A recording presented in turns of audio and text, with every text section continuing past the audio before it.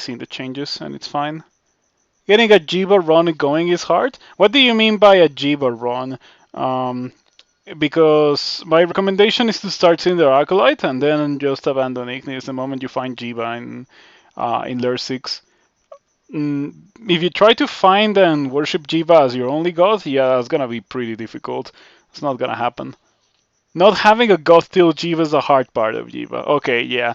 Start Cinder Acolyte. Not only Cinder Acolyte is the best to start in the game, like bar none, it is actually insanely strong. But it also runs out of juice just at the right time for you to go Jiva. So it is perfect. Cinder Acolyte of Ignis into Jiva, perfect for the current version of the game. Or for the purposes of going Jiva as well. Anyway, let's switch to tiles before I forget. There's Roxanne, and there is my character, alright. So, we were not training for anything weapon related. We were training 15 summonings because I was gonna use Haunt. And yeah, we have not gotten Haunt yet, but I have it in my Forbidden Knowledge from Kiku. And Haunt is a pretty powerful spell that I can use to win the game, so I think that's the correct thing to do. And I'm going to get Haunt. And in the meantime, I'm just running around using Zombie Hands and Iron Shot. Also, I equipped this amulet that gives me 3 pips of cold resistance, but also gives me minus tele. It's a pretty dangerous item, but it is also an item with a lot of upside. 3 very desirable properties, with a pretty undesirable property and drain, which doesn't do anything until I take it off. So yep, kinda interesting. Anyway, now due to the fact that I am using minus tele, I have officially entered Formicid mode pretty much, because I have to play as if I was a Formicid. I cannot teleport after all. Other forms of disengaging are still at my disposal. I could theoretically go get swiftness, which I do have, which would partially offset the lack of mobility from teleporting. But I don't know if I'm gonna do that. Probably not. You're trying to get a monstrous demon spawn and armored run going for all the auxiliary attacks. Yeah, that's painful. Why would you do that to yourself? I don't think Monstrous is a desirable thing to get. I think Monstrous is actually the one time where you would want to just immediately quit on Demon Spawn. If I get a Monstrous Demon Spawn, I just quit, because it means that I am not gonna have not gonna have a hat, not gonna have gloves, and not gonna have boots.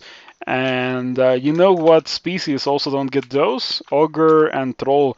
But the difference is that Ogre and Troll do get 30% extra HP, and they get, like, Troll gets regen at the very least. Demon Spawn doesn't get, like, any upside over the things that it loses, which is pretty rough. It's pretty rough indeed. I don't like it. Oh yeah, Jiba has auxiliary attacks. I don't think it's gonna be good. I think you're just better off going for Dragon Form if you wanna get auxiliary attacks.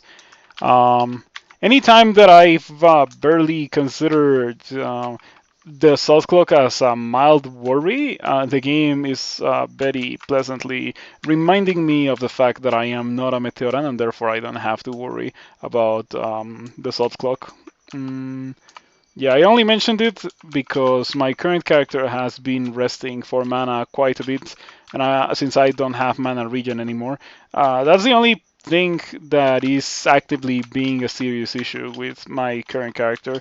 The fact that I don't have mana regen anymore. Oh, I should probably be a necromancer. Like, I am a necromancer. Why not be a necromancer? Yeah, and by being a necromancer, I mean using my undeath minions to generate more undeath minions. There we go. I have regen, but I still need to rest for the mana, so yeah. And I got 3 Centaur Warrior Zombies, not bad at all. That's the kind of thing that usually gets you killed, like, right after you restart your character, after not playing for, you know, 2 days over the weekend. The fact that you forget how you're supposed to play your character, it definitely happens. It happens quite a bit indeed. Unfortunately, yeah, I don't even know how I got marked here. How did I get marked? Oh, exploration trap in the middle of a fight. All right. Hey, all right. Not much to do about it.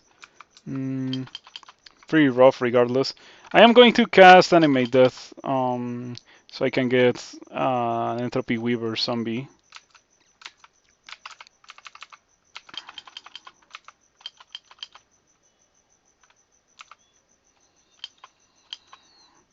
Okay, you know what? I probably shouldn't attack in melee with my 0 skill Great Mace. That's probably gonna end with someone killed, which may be me. In fact, it's probably gonna be me. Okay, lots of zombies, lots of spectral things.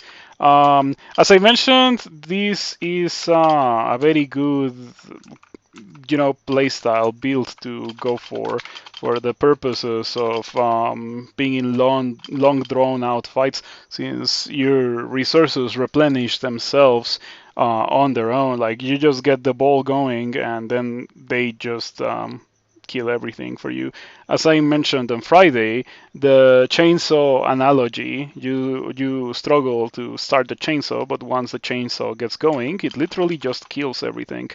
Mm. And I think that's exactly what's happening right now. That's kind of rough. I may have to use immolation here. I'm a bit worried about my low HP. You don't have a polearm, but you don't have a weapon for some reason.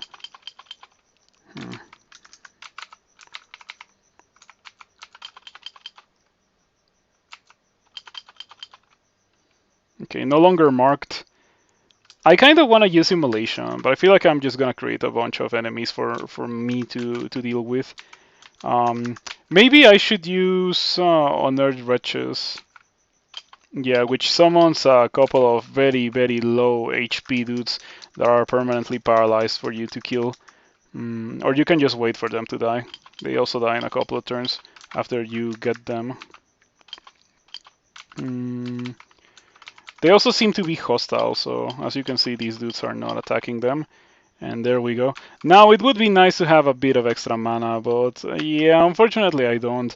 It might not be a terrible idea to teleport away from this one. Didn't really get a lot of things. Did Kiku get nerfed over the weekend or something? Because it seems to be going much worse than before. I wonder if this guy can kill me from 45 HP, and maybe it can.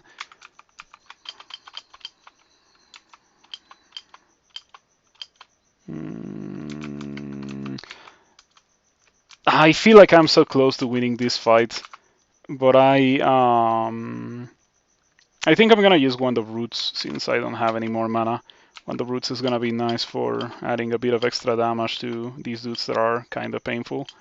Unfortunately, I don't have Powered by Death. I have Powered by Pain, which in this case does give me back a sizable chunk of mana, but it doesn't help a lot since I have to reposition or die this turn. I'm pretty sure that between this guy and this guy both shooting at me at the same time, I literally just die. I could also use Fear. I think the safest option is probably to use Blinking, but I'm gonna use Fear. This is what happens when you leave characters over the weekend, just like sitting there. You end up playing the character horribly wrong and then you die. Or you get saved by your consumables, and yeah, that's exactly what I wanted to see.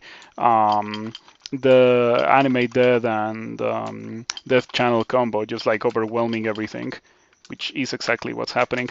By the way, I don't have resistance to electricity, so that Thunderhawk could have killed me, and I didn't notice until just after it died.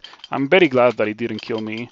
I'm gonna let monsters into my room so they can get surrounded by my zombies around that. This is pretty ridiculous, by the way. Look at the amount of allies that I have.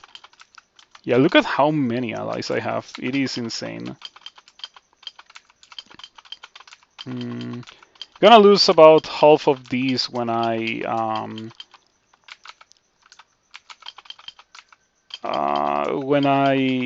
lose the death channel, which is about to happen. In fact, I'm gonna lose a lot of them. Yep. I'm gonna recast the channel. Oh, I don't have mana? No, never mind. I just didn't press the correct key. Alright. And there we go. I survived the mark, though it did go. It did get pretty close at one point, and I got 10 zombies out of that. Not bad at all. Not bad at all. Some of them are pretty roughed up, but yeah. Anyway, Spindart, I hope that you find success with what you're trying to do. I hope that it eventually works out. Okay, Titanic Slime Creature versus 8 zombies. You know, that's not so scary because the 8 zombies, like, sure, they're gonna get one shot by the Slime Creature, but it is not an issue because it needs to hit so many times to kill all of the zombies. There we go.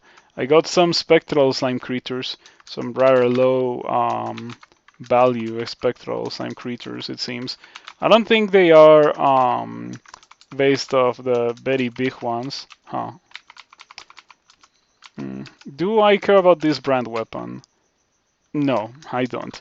I forgot that I had Vampiric Demon Trident.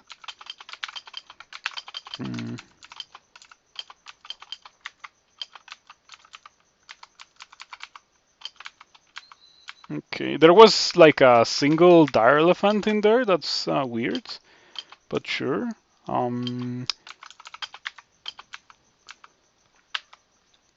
And that was it for Bolt 1. We cleared it without... nah, it was actually some difficulty. I did come close to dying at certain points in Bolt 1. Okay, let's get some necromancy bodies. It's pretty nice that I can just use that ability at the beginning of a floor. It skips the whole thing when, or like it skips the whole thing where you can't start the chainsaw, or like have issues starting the chainsaw. Pretty nice indeed. Let me lure monsters into the room.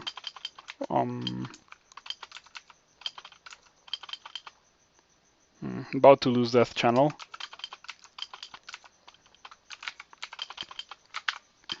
Let me recast it. Cannot get the two. Oh, I can get the two guys. Nice. I see a nasty Thunderhawk. I'm never a fan of those. Yeah, unfortunately, I don't think there's a lot that I can do about them. I wonder, like, I wish I could support my dudes a bit more than just casting Zombie Hands. I feel like Zombie Hands doesn't kill things as fast as I would like it to. Yep. 72 damage in a single turn. That was Thunderhook doing its thing and Sphinx smiting me. I hate Thunderhooks. They really shouldn't be in the game, in my opinion. But I don't think they're getting removed, so whatever. We just have to deal with them by using consumables, or by hoping that you have those extremely rare consumables by the time you see them, because otherwise you're probably gonna die. I have summoning. I'm gonna use that.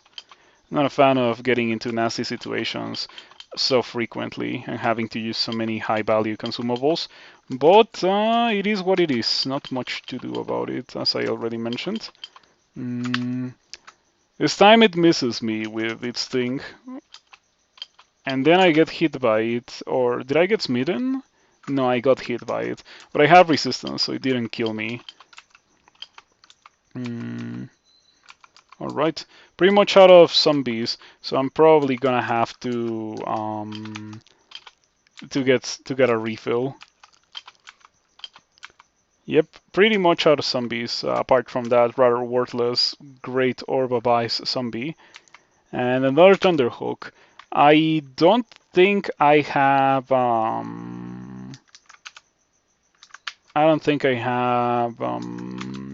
Lesser Beckoning. Yeah, it's right there. I don't have it. So I won't be able to use it for the purposes of dealing with this Thunder Hook. Fortunately, I do have the more direct approach of just using Iron Shot, Zombie Hands. That kills things really, really quickly at the cost of a sizable amount of mana. Um,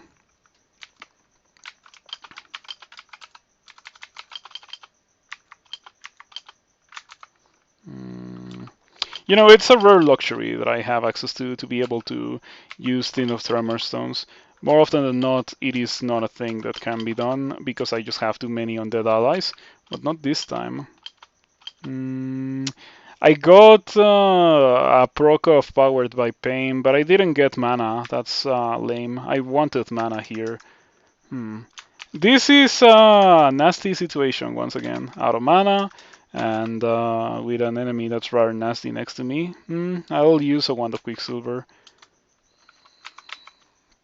That kills the Dire Elephant. Yeah, this is not a good position to be fighting those guys on. So I would like to reposition. In general, fighting in a corridor is bad for me. Hopefully that Crystal Guardian dies on its own. Oh, that's rough. Please don't one-shot me. Oh, hold on. I can use File of Lots. I don't have File of Lots. Okay, so I cannot use File of Lots. I don't have Attraction. I do have Attraction. I'm gonna drink it so that that guy doesn't one-shot me. Much to my dismay, I do have to use that.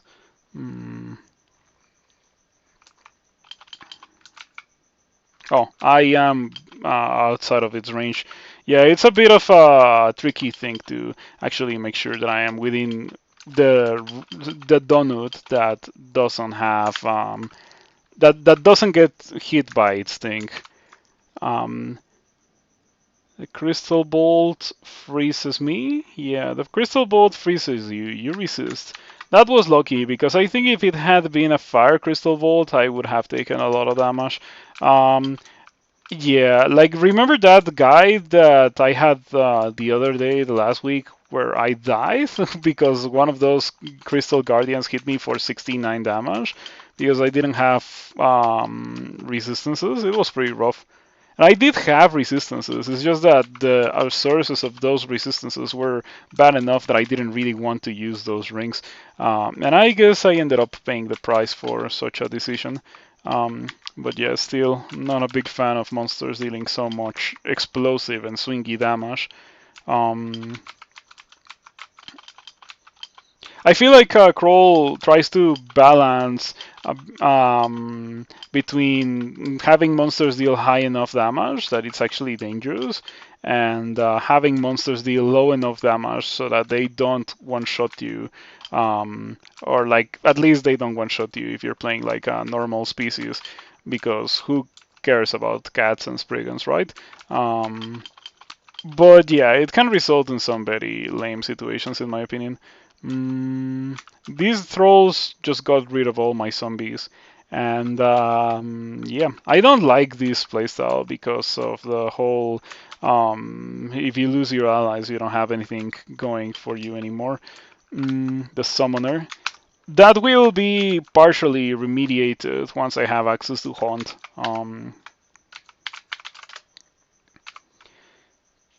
12% chance to fail if I was to get it. I'm going to train to 17 spellcasting so I can actually learn Haunt. I could also forget about any one of my spells. I could probably forget about Agony now that I have not been within melee range of a monster. I think Agony is pretty decent, having you or giving you the certainty of dealing damage and a very sizable amount of damage at that to monsters that are directly next to you. But yeah, it's kind of rough because monsters have to be next to you, and this character is not well equipped to do that. So goodbye, Agony. I am also gonna forget about something else. Need to forget about something that's at least level 2. Searing Ray. That's an easy choice. Now let's receive Forbidden Knowledge from Kiku. Yep. Kiku grants you Forbidden Knowledge. Thank you, Kiku. I am going to proceed to use my Forbidden Knowledge now and learn Haunt. And we can put Haunt in W for raids. But it's capital W. Yeah, capital W for rates. So now I can use Haunt to... oh, look at that. There's a Wraith here. Fancy seeing you here. Let me reposition to a spot where I can actually haunt you, just to start the whole haunting things. Yeah, Haunt is an incredibly powerful spell.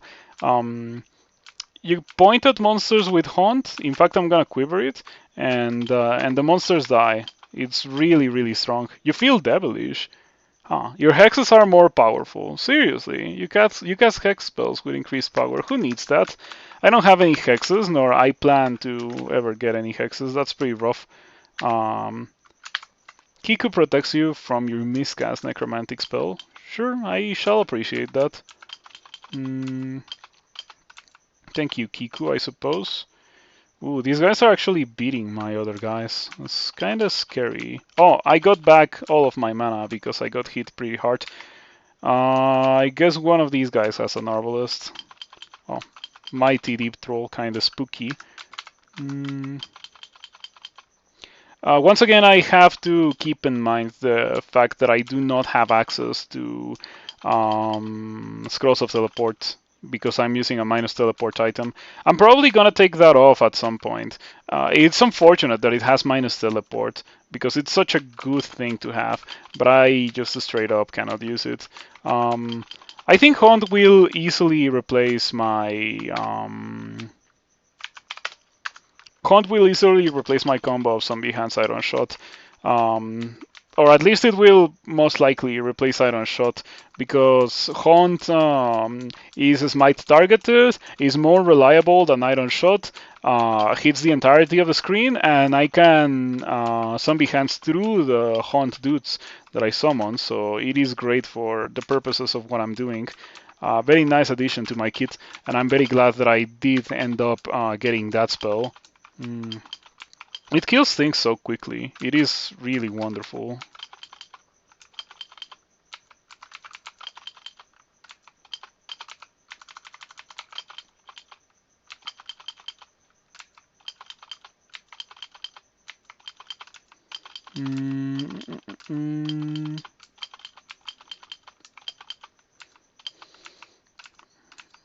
Okay, so far it's been going okay. A very nice thing about what I'm currently doing is that I know that I can pretty much always get more dudes on demand thanks to Haunt. Haunt really is such a nice part of this build. I'm a bit astonished at how good it's been so far. I got hit pretty hard there, but it's okay because it refilled my mana. Having a mana refill is always appreciated.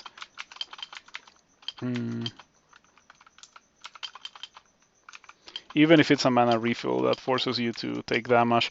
I'm thinking that if I want a mana refill that relies on me taking damage, I'm probably better off with Sublimation of Blood. Considering how I am a Necromancer too, Sublimation of Blood might be better than what I currently have. I am going to use Immolation here. I think Immolation is the way to go.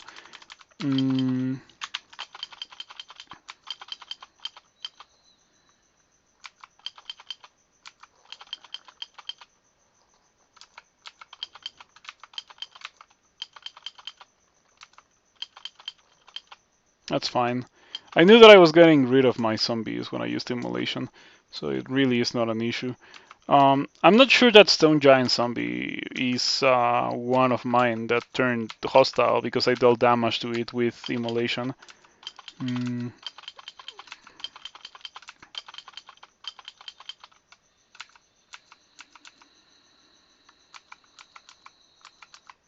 Yeah, I'm not sure where that Stone Giant Zombie came from, but it is fine, not an issue. Let me train some more summonings and necromancy. Gonna need 15 of the two of those to be able to more comfortably cast Haunt, which, as you can see, is a powerhouse of a spell that I am very comfortable casting at 11% chance to fail, since it is a summon, and so you don't really need to cast that many of them to get rid of any one monster. That's the beauty of summons. They theoretically have a lot of value. Haunt is a bit of an outlier in that regard, since the monsters that you summon with Haunt go away once the original target dies, so they don't really have as much value as other summons. But what they don't have in value, they compensate for in sheer raw power. Because, well, as you can see, it just easily destroys everything. Um, and once the Haunt dudes are gone, I am left off with a bunch of undead dudes from Death Channel. So yeah, it synergizes extremely well. Big fan of what we currently have going on. Mm,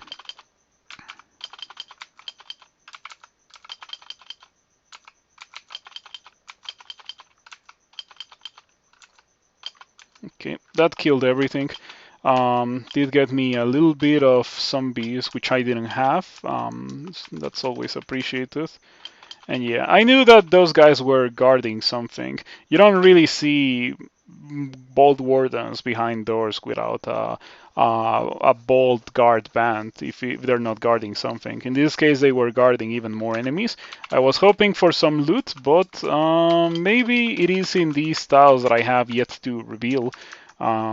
Fingers crossed. Probably gonna have to upgrade my current zombies into better ones. Mm,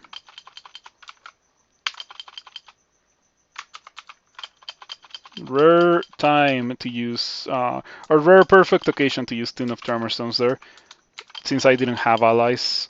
That's the reason why I just haven't been completely disregarding Tin of Tremor Stones with this character, because I do think that it is rather useful for the rare occasions where I do not have allies, which is usually when I start a fight. I can then follow up with Death Channel, and I'm pretty sure there's some zombies running after me, so I'm not gonna use Animate Death. Mm, okay. The Spectral Deep Troll absolutely destroyed that Preserver. Not bad at all. I thought that I had more zombies. Oh yeah, there they are. They're just falling back quite a bit. So one Skeletal Warrior versus 5 raids. The Skeletal Warrior is holding on quite a bit, but as always, the raids just slow things, so it's a pretty rough matchup for pretty much anything, despite the fact that the raids themselves don't hit that hard, like individually at least. Um, these do deal more damage because they have 2 attacks, and one of them is a cold attack, so that's pretty nice. This one drains speed only, doesn't drain HP. I thought that it would. As you can see, it hits much harder than the other ones, and it is also invisible, so it can be rough for some monsters to deal with these raids. Mm.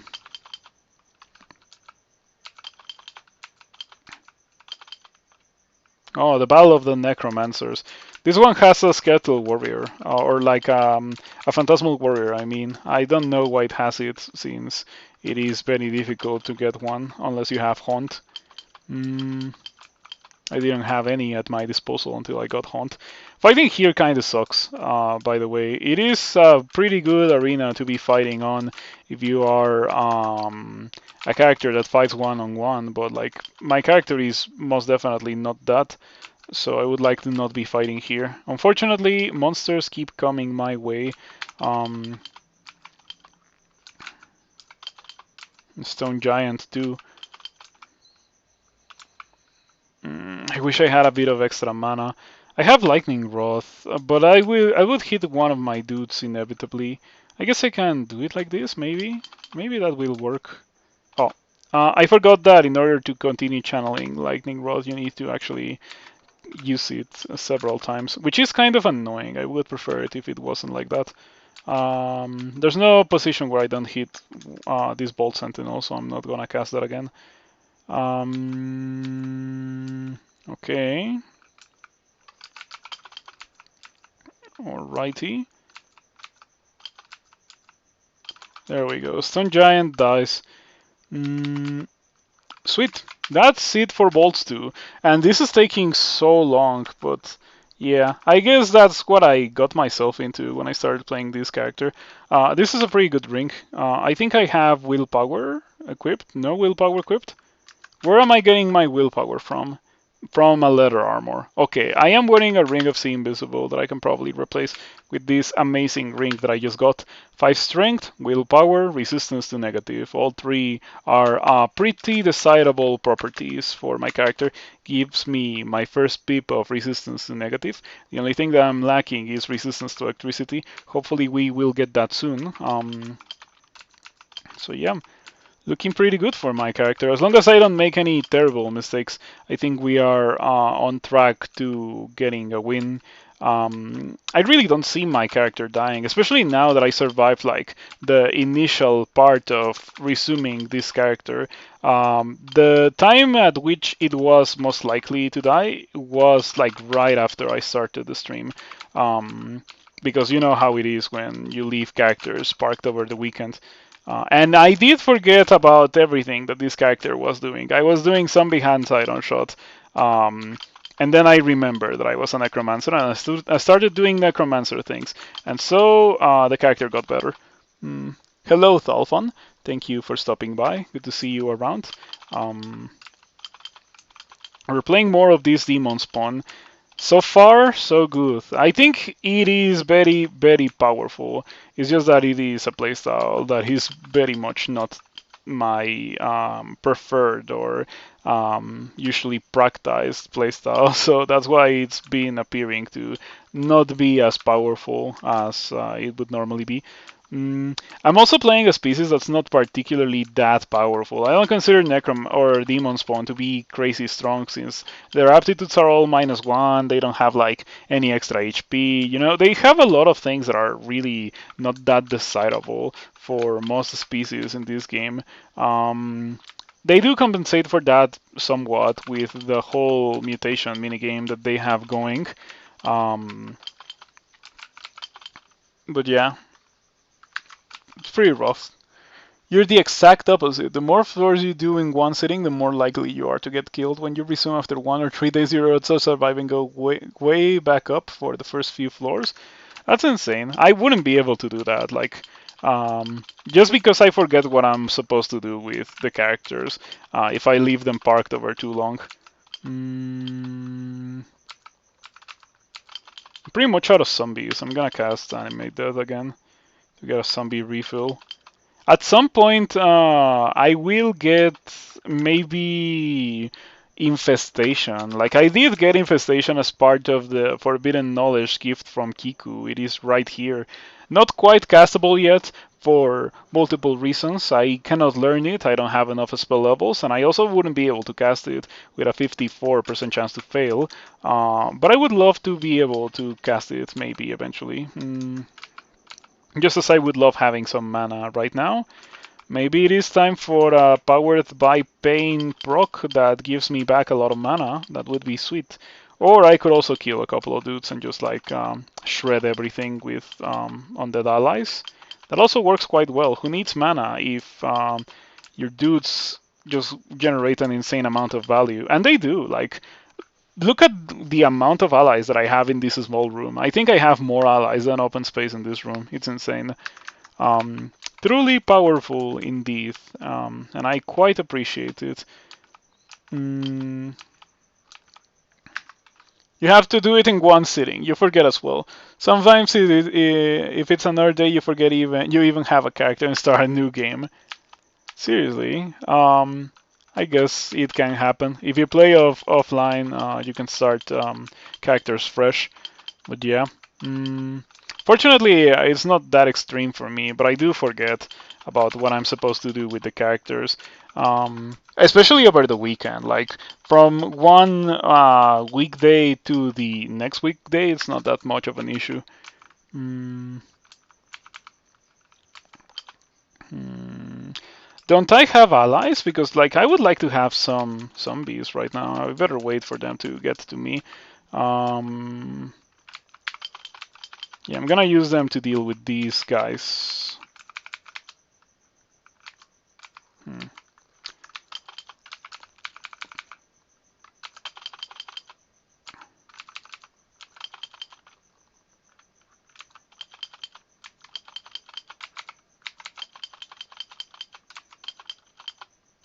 Okay. Um, yeah, there's really not a lot to say about these fights. It's all a matter of me casting a death channel and then killing one or two dudes, or waiting for my zombies to catch up to me and then having those zombies kill everything. Mm, Sometimes reaping more zombies out of the dudes that I'm killing. Your last two wins were over about a 7 day span. Jeez. One before that was started February 23 and one of April 18. That is quite a long time, but not as much as my longest win. Let me show you. Mm,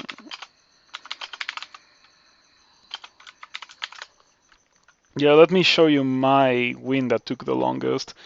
You're gonna be a bit surprised by this one. Here's the chat, and there you go. Take a look at the dates where it started and where it ended. Mm. Also, take a look at the species. Yeah, those are the most remarkable things about that one, and the reason why I remember it happening at all in the first place. Mm.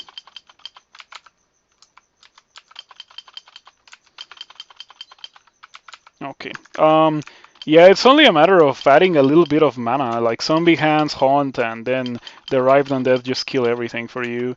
It takes a bit too long, and I would prefer to just Firestorm everything. Leaves less room to uncertainty, in my opinion, when you can just directly kill everything. But it is not something that my character does, so whatever. Mm. You think Mountain Dwarf actually predates your playing this game by a year or two? Oh yeah, like it's definitely been quite some time until, or like since Mountain Dwarf was a thing. The reason why that character is so interesting is because like it was ended many months after Mountain Dwarf was removed. I started the Mountain Dwarf and then I was on a hiatus from the game. And I only came back after Mountain Dwarf was removed. Like that was completely unintended. I just had a character in progress, and then when I came back, I still had that character. So I just finished it. Was a funny thing, and I finished it like obviously long after Mountain Dwarf was removed. It may be the only character, the only Mountain Dwarf that was won in that crawl version. That actually may be the case. Gonna buy these teleports and immolation. I don't know if I want silence. I kinda do want silence actually. Silence is okay.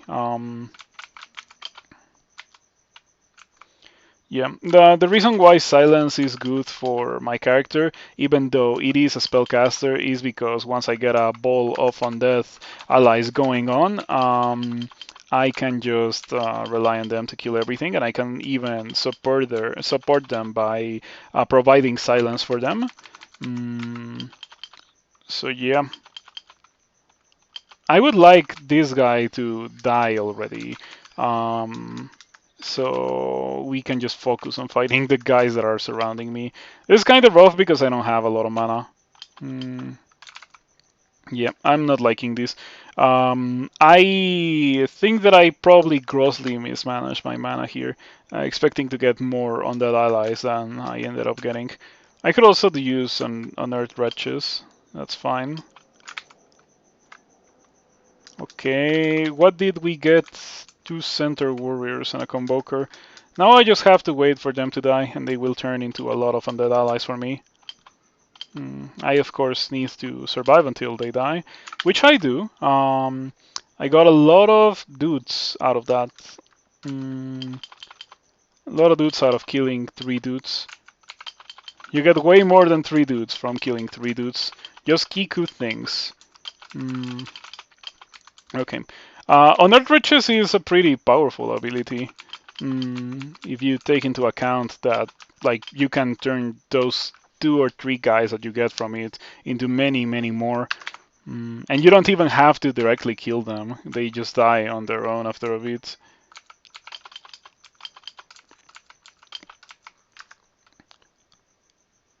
Yeah, it's not really one of the final Mountain Dwarf wins because people always go back and play Mountain Dwarf, but it's more like most likely the only mountain dwarf that was ever won in that specific version of the game. That is much more likely. Mm, because I'm pretty sure that I could search for people who have won mountain dwarf and I would get one within this year, maybe even more than one. Speaking of all fascinating things in there, +5/+6 or Orcish Great Mace of Holy. If you're wondering what's the damage, it's the second one. Back in the day, the first one was for accuracy and the second one was for damage. You needed to use Scrolls of Enchant Weapon 1, 2, and 3. The elusive Scroll of Enchant Weapon 3 gave you 2 Scrolls of Enchant Weapon 1 and 2 Scrolls of Enchant Weapon 2, all bundled into Enchant Weapon 3.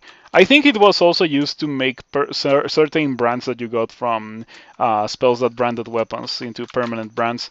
But I am not 100% sure of that. But I think it was like that. I would say that I am about 75% sure.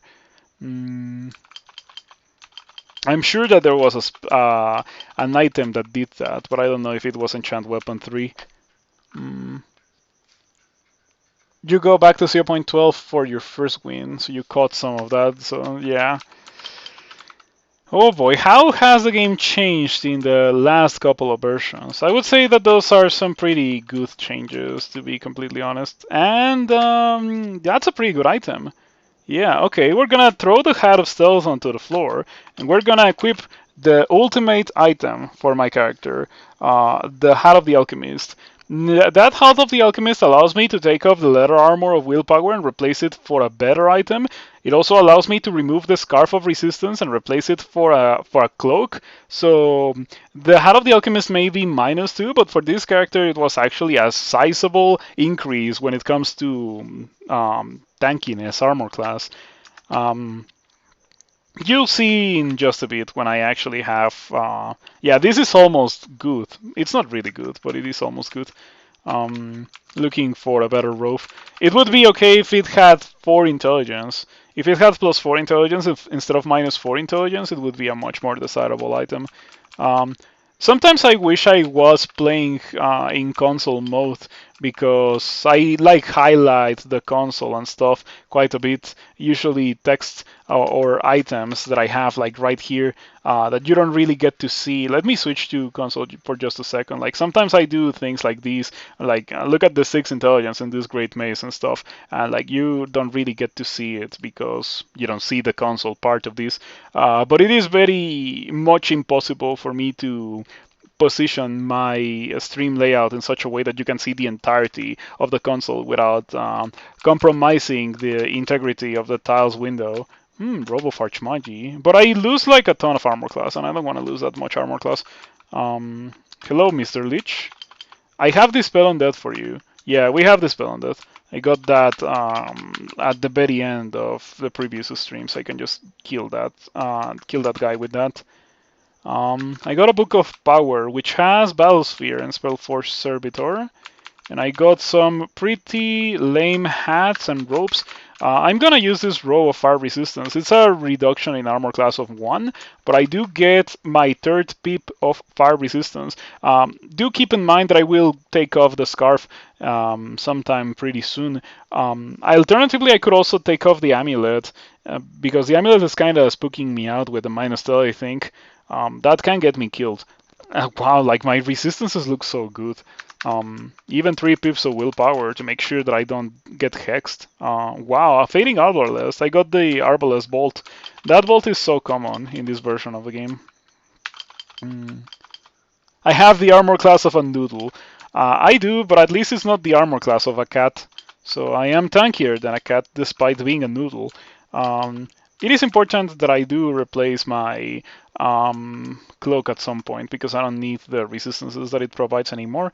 And this is actually an upgrade because I'm using my Great Mace for the 6 intelligence. So if I just equip this Arbalest, I get 7 intelligence. It also provides me with resistance to electricity, which I kinda wanted before, but I don't want anymore thanks to the Hat of the Alchemist. So I'll use this Arbalest of Slime as a sky weapon, and solely as a sky weapon. I don't intend on shooting it. You don't think you've not encountered the Arbalest bolt? It's always there. It's not always there, but it is a rather common bolt. I have encountered it somewhat frequently in this version. It's not an always thing, but it is a very frequent thing. Cloak. I need a cloak upgrade. Well, I guess it's not really an upgrade, but it kind of is, since it's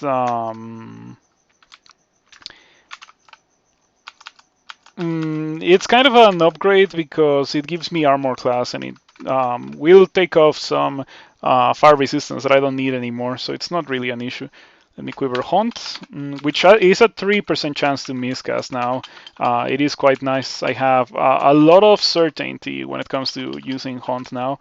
I'm very excited over the current state of my character. Very excited indeed. Let's put this on.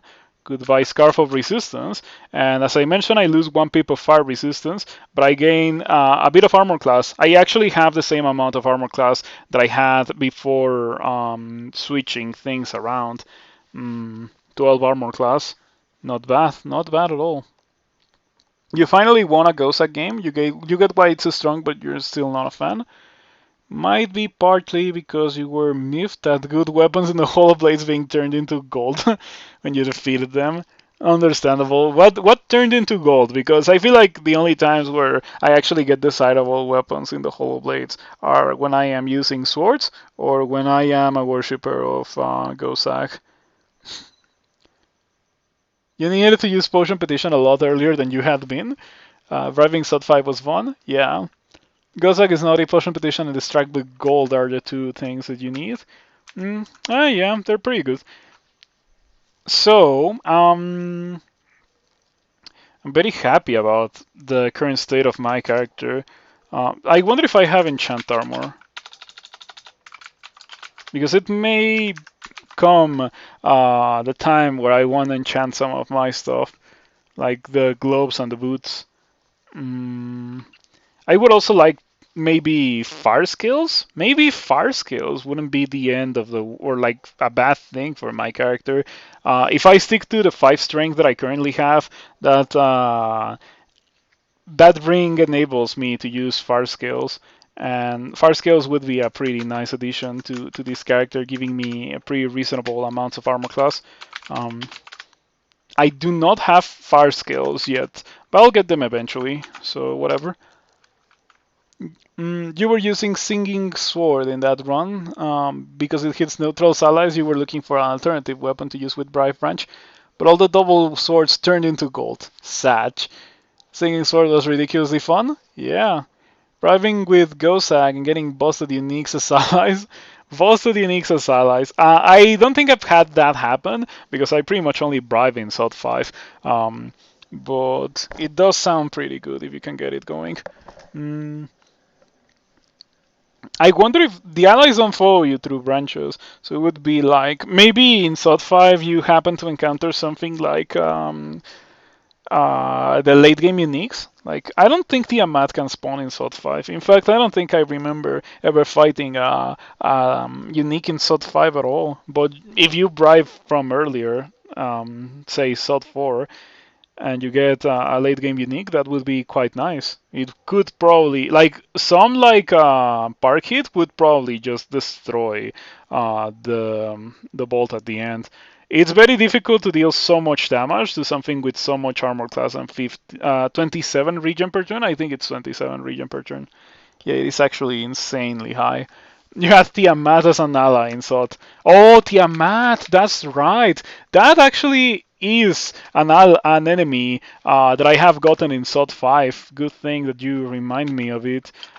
Something funny that you can do, or that you used to be able to do with animate death in the before times, it was to cast it in a different level and get rid of the zombies in a different level, so that you didn't get rid of the zombies in the current level. But now whenever you leave the level, you destroy all the zombies inevitably. You destroy all the zombies that were of your property that were in that level. Okay, I got a row of resistance, which is a slight upgrade over this row of far resistance, except not really, but it does give me the ability to take off the amulet. I might do it. I might take off this amulet. I don't need resistance to corrosion. I would like to have regen, but I definitely need to get rid of the minus tele. So I'm probably gonna take it off, not immediately, but I'll take it off soon. Maybe I'll go back to mana regen. I don't think I care about any of those items. Sometimes antique shops are quite disappointing. Oh no, these elephants are surrounding me. Let me cast Death Channel. Follow that up with a bit of Haunt. I get a miscast, which summons a Nameless Horror. That is rather unexpected and unpleasant too. The Nameless Horror has an anti-magic melee. Its hit dice scales with the severity of your miscast, so you can get some pretty weak Nameless Horrors, so you can get some pretty horrific ones. It also has Abjuration, which is absolutely horrible. I get another miscast. That's rough. I need some mana back. I guess I can also use Tin of Tremor Stones just to kill some things. I would tell you normally that I could use this to regen some mana, but this time I am not a worshipper of Behemoth. I'm also carrying a second lightning rod for some reason. Is this gonna be a situation where I am going to die because I didn't take off the amulet of minus tele when I had the chance to do it? Because it's starting to feel exactly like that. But I think we should be fine regardless. I think we beat these guys. Gonna use Quant of Quicksilver here. Be sure to only hit the Dire Elephant. That's fine. I got a mana refill out of that. Sweet. The mana refill can be used for iron shot purposes, which just kills the Dire Elephant. Perfect. But now it might be in my best interest to take off that thing. Okay, so I'm gonna wait until I'm back at full mana or at full HP because why not? Doesn't make any sense not to wait until I'm at full HP. Oh, ouch, ouch, ouch. Oh, it dealt 26 damage, but it gave me back a bunch of mana, so it's fine. A Marvelous is just a manaless iron shot. It kind of really is like that. It is in a similar power level, especially considering the fact that it is that it also takes one turn to use. But Iron Shot kind of deals a lot more damage than the Arbalest. I'm gonna cast Animate Death because I don't have any zombies. And since I'm already fighting all of these guys, it seems that I'm kind of committed. Might as well get as much value from them as possible. Okay, I got my 15 Necromancy, 15 Summonings. It might not be the end of the world to get 15.1 for the title. Kiku title is what you get. Frost condenses into a shield before you. I got 4 shield, and I'm also gonna get a bit of extra armor class from that mutation. I think it also gives something else. I have the Stinger. Oh, I'm gonna lose the cloak slot eventually. I did forget about that. That was a lame thing to remind myself of. Well, at least it won't caught me unaware when it eventually happens. Gotta train this to 15 just for a bit of extra mana and other good stuff. Okay, now I'm gonna rest to full HP, and after that I'm gonna take off the amulet. Take off the amulet, or remove the amulet, I suppose. You don't take off an amulet, you remove it and throw it onto the floor. It is a crazy good amulet. In fact, I'm not gonna drop it because of that. I'm gonna put an inscription of it. Yeah, minus Tele ruined this. Otherwise, I would be very happy using it.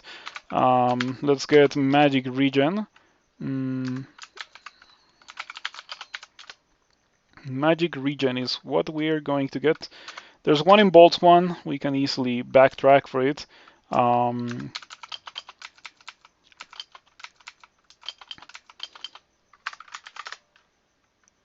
+4 shield, +4 armor class, and another +4 armor class. Yeah, did you not get retaliatory freezing damage? Or that probably was removed, right? I remember something along the lines of that being removed.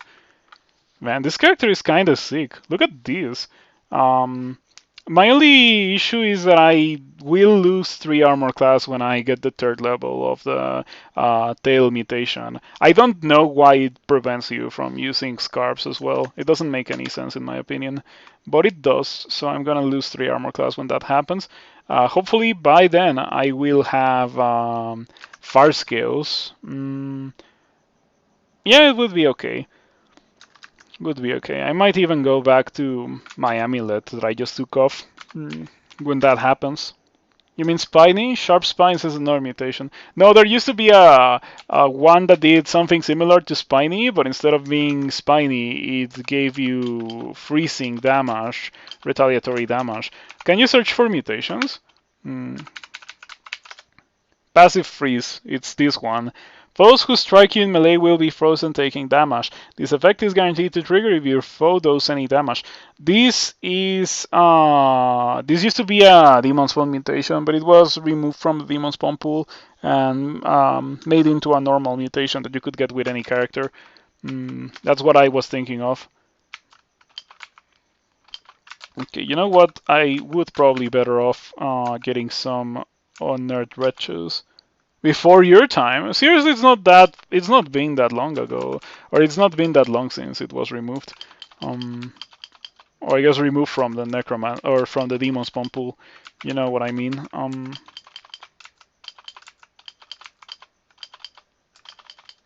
That one has existed for a while. Yeah. This is the one that melts if you take fire damage. I know, but I was thinking that like as part of that bundle of mutations, because you do get bundles of mutations with Demon Spawn, like kinda thematic bundles of mutations like that. I thought that I was gonna get that as part of it, and I think you did used to get it as a part of that, but not anymore.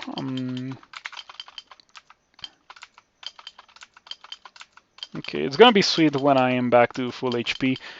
Fortunately, the whole draining business is not a permanent downside to your character. You just have to worry about it for a couple of fights and then things get better. And so I have 21 allies on the screen right now. 21 allies. Quite insane indeed.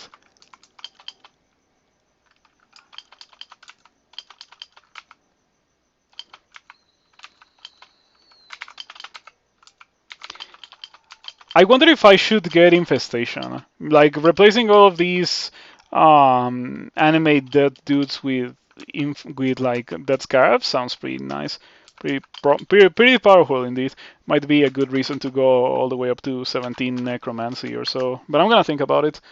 Passive freeze wasn't a part of this. It was part of the set. Cold resistance, immunity to freezing clouds, then passive freeze. Oh yeah. I think that was the old Facet for like the old cold Facet that you mentioned. But this is the new cold Facet that gets a condensation shield and 8 armor class.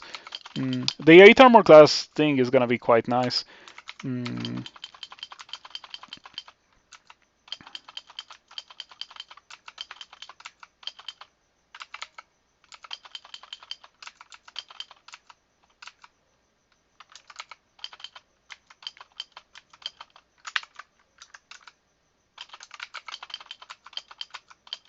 Okay, we got rid of everything.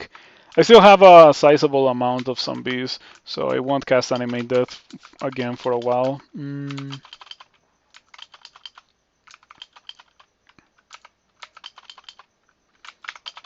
But I can always cast Death Channel every fight. Oh, Well, that's unexpected. I wonder how bad it would be to silence here. Normally I would just use File of Lots, but I have not found that with this character. I also haven't done Elf, and now I have Goth tier resistances, in addition to a teeny tiny bit of shield. So I can definitely think about doing Elf and reflect some, or like block some Crystal Spears that come my way. We can probably do that.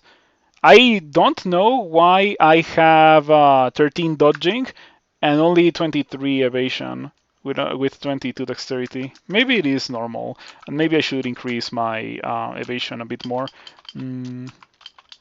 Okay, Sojabo grabbed by zombie hands. I think she is. Everything should try to kill Sojabo. Something dealt a lot of damage to me this turn. The bolt hits you. Oh, the bolt misses your wraith. The bolt hits you. Delightful. I think Oh, I also got Earthstroke the previous turn. Yeah, I've been taking quite a bit of damage, it seems. Unfortunately, I don't have any more heal wounds. No scrolls of summoning either. I have a box of beasts, I suppose. Phantom mirror. I'll use Phantom mirror on Sojabo. Sounds pretty good. Probably better when she's not drained, because the Phantom mirror dude is already drained. So this one is also lightly drained. Okay, I'm not gonna complain about it. My current resistances make it so that even if Sojabo decides to shoot me with Earth Strike again or with Lightning Bolt, it's not an issue. So we're just gonna sit here and wait. More of my zombies are arriving to the fight. Sojabo is quite tanky, it seems.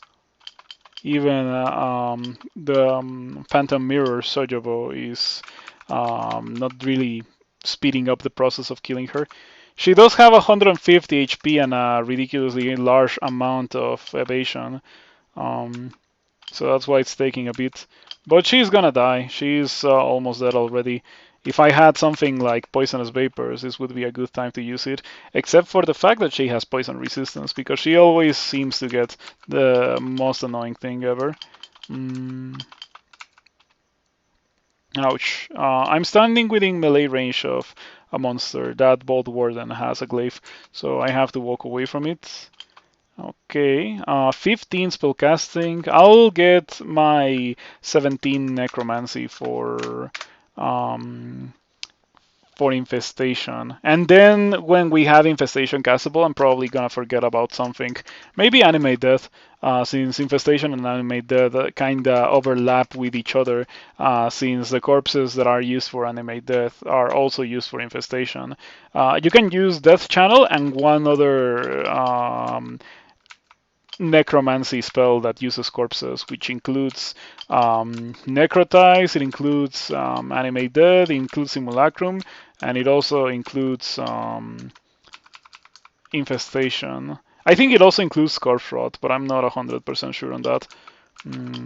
It would be a good time to have something along the lines of good old recall, because I know that I have a million zombies in the level. It's just that who knows where they are. They're so slow. Okay, that at least serves the purpose of stalling a bit. Maybe waiting for my dudes to arrive, or maybe just making a bunch of dudes with Death Channel. And there they are, my dudes. They're finally arriving. I would like to be hiding behind them. Let's see how this goes. Yeah, I think we are in a pretty good position now. I just wait until everything dies then. Perfect. Running low on zombies. I wonder if they've been getting into fights without me noticing.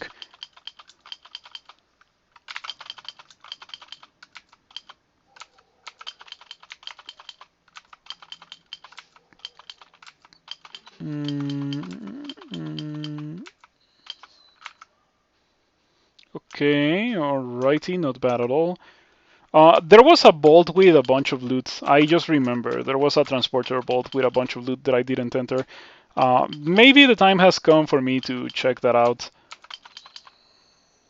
You forgot Kiku doesn't have that? It's actually kind of good to have it on Necromancy, since you're less likely to be the direct target of any fire damage. Dread lets you recall indefinitely. Yeah, that's Dread's thing. Um, Good old Dread Elemnul um, making you into a necromancer that's not really a necromancer. Mm, yeah, I kind of miss recall. Recall is rather useful on, um, or it would be rather useful on a character like this one, with the zombies always falling behind. I wish allied zombies were not slow, like monster zombies are. That would also be a way to fix it. It's a lot of dire elephants.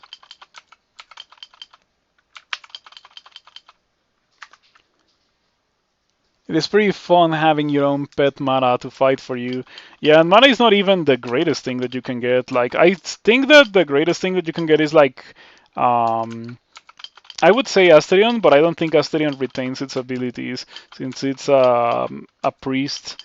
And if you're a slave to another god's acolyte, it probably doesn't make you retain your own religion. So who knows?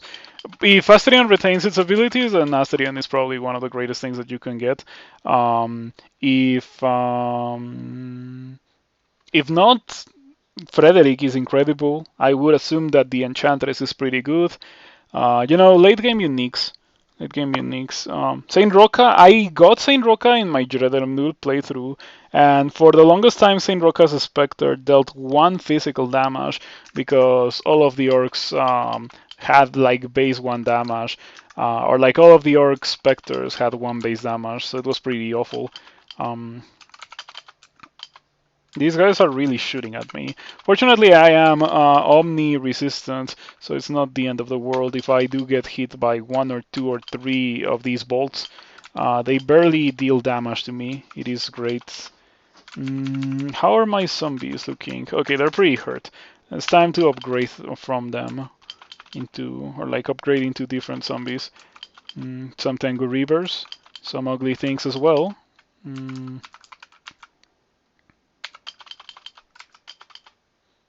DsNe, of course, DsNe just blows things up. DsNe is probably like one of the greatest things to get, since the hit dice of Dread Spectral thing is 10 times its, or like its HP is 10 times its hit dice, and DsNe has like 27 hit dice. It's one of the things with the most hit dice in the entirety of the game. So it actually is super tanky and super damaging, and it all has draining brand. It is absolutely insane how crazy it can get.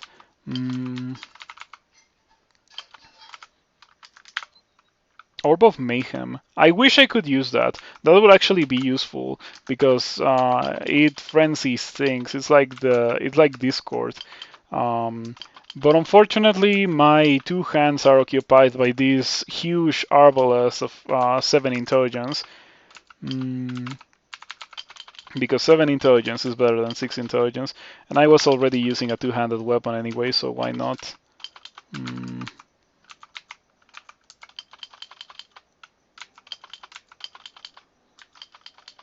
Obviously, the optimal play is a cat of Jeredremnul with a pet Natasha, but to double down on being useless. Yeah, that makes sense. Last time I won Cat. No, that's not true because last time I won Cat was the Cat Berserker. But before that, I won a Cat of Jeredremnul that took 10 hours to go through 3 runes. It was rather painful. Let me show you the log.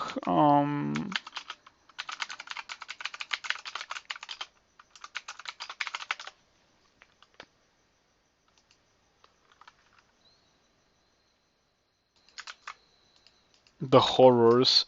The horrors of this character. In case you want to take a look at it. There it is. Now, what am I going to be training for? I assume that I can already cast Infestation, and I would probably just have to forget about something. I am going to train a bit of Evocations.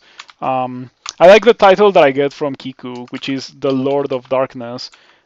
Pretty cool title, indeed. Also reminds me of Kiku's banner in the tournament, which is Lord of Darkness. Yeah, I do need to forget something to make room for Infestation. Let's see what we can forget about. Vamp Drain probably is the correct thing to forget about. I have LRD and I haven't really been using it, but I should use it for golems in bolts, um, or I should have because I don't think we're gonna see many more golems in bolts anymore. We're pretty much done with that already. Where is it? Where's the thing? I don't see it. I don't see it. There it is, infestation. Yep. Mm, can I put it on? Oh, I cannot put it on capital B because capital B is for blink. So I wanted to put it on capital B because capital B is for scarabs. So we shall put it on capital S for scarabs. I guess that makes sense. Though capital S is for snakes more often than not. Do you have your tier 3 mutation yet? I don't think so. Yeah, I don't see anything too crazy here. We have powered by death level 2. We have tier 3 of the scales. We have bedeviling, which is kind of trash. What does Necrotize do? Necrotize is a spell that I have right here. It agonizingly rots away the victim's flesh. Those slain by this spell or otherwise dying immediately afterwards may rise as skeletons to fight for the caster. Only the living can be affected. So it is pretty much a combination between Pain and Animate Skeleton. Which were the two level 1 spells that existed in Necromancy before. This change is a very welcome change for me. I appreciate it quite a bit. I am glad that it finally happened. Necrotize is incredible. Yeah, Necrotize turned the worst level 1 spell in the game, which was Pain, and turned it into a pretty respectable and solid level 1 spell. I like that it bypasses armor class because you can even kill things like orc warriors with it. It of course doesn't do anything against undeads, unfortunately. I wish that Necromancy Start got a bit of extra options for dealing with undeath, but it's just how it is. Anyway, we're done with bolts now. It is time for me to go do something else. Oh, maybe I should have bought that manual of Necromancy before training 17 Necromancy. I should have bought it when I had like 12 Necromancy or so. That would have given me a lot of experience to use on other things, but it's a bit too late for that, so whatever. And I don't think I'm gonna be going higher than this. By the way, I have a level 8 Necromancy spell already, so I can also pick up Revivification since it's free. So the correct thing to train for is spellcasting. I train like 21 spellcasting. I don't want to lose a Kiku title. I don't want to lose a Kiku title, and I also don't feel like going for Death's Door.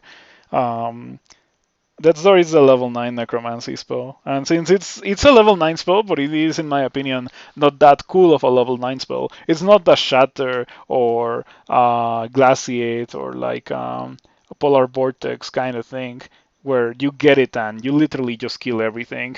With Death's Door, you still need to be a competent character somewhat. So yeah, I don't like it. I don't think I want it. Enhanced Hexes, Black Mark. Range 1 Silence Aura. That's the level 3 Necromancy, or like the level 3 mutation that I got. The Silence Aura is incredible. Yeah, the Silence Donut is amazing.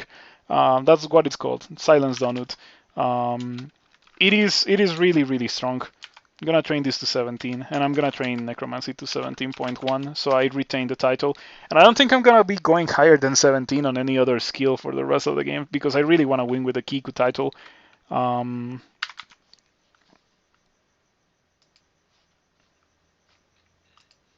So yeah,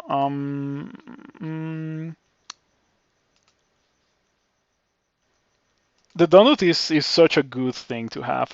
That makes it so that I don't really have to worry about getting silence for myself, because I briefly considered that. However, since I will have the silence donut, I can just be next to a leech and completely neutralize it. It is potentially one of the strongest mutations that you can get as a demon spawn. But we shall see if I get to it anyway, since nowadays the experience gain is kinda gutted, and the way to get back some experience, which was going to the abyss and picking up the rune and getting 2 leveled ups very quickly, well, that's also gone from the game. So no quick way to gain experience. If I really wanted to, I would have to go to Crypt and all these other places that I don't do every run, just to squeeze every bit of experience out of the game. Um, the game should probably be shorter and have more experience gain. Um, I feel like the game is plenty difficult as it is, um, and like increasing the amount of experience that you gain wouldn't be as much of an issue. Just so that people get to experience level 27. I've had a fair amount of characters that don't get to it, and normally it's not that much of an issue, but with Demon Spawn I feel like it is, since some of your most powerful mutations come at the later levels, at the latest levels sometimes, and yeah, not getting to them can be pretty lame. Anyway, we're going to do Elf since now I feel like a pretty strong character that can do whatever I want. I have such good resistances that I don't have to worry about these guys. And I also have Infestation, so we're gonna use Infestation. Uh-huh. And these guys are not hurt by that. Yeah, they're not hurt by that at all. This guy is lightly wounded. I wonder why. Oh, the Sticky Flame misses you. The Sticky Flame hits the Zephyrmancer. That's funny. Man, imagine being infested by scarabs and then hit by Sticky Flame, all in the same turn. That guy's not having a very good day, let me tell you. And whenever you kill a monster that's affected by infestation, it gives you a dead scarab, which sticks around for quite a while, which is also exponentially more powerful than any derived undead you could possibly hope to get from the dude. So yeah. A hideous swarming undead insect, exuding death and decay and feeding on the life energies of those unfortunate enough to encounter it. It is not a very tanky thing, but it hits hard, it is super fast, and it also drains speed and health whenever it hits. So yeah, it is a beast thing to have. It also, as you can see, like doesn't stick around for eternity, but it sticks around for quite a while. I think I'm gonna move. I'm gonna move Haunt to the key that was being used by Animate Death, since I'm just gonna use Infestation now. These guys are gonna get rid of the elves like super duper fast. I don't think I have to cast anything else.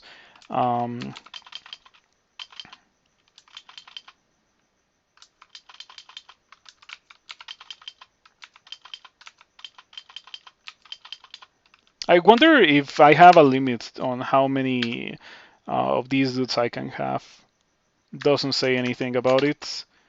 The scarves are kinda wearing off, however. I don't like how fast they are wearing off.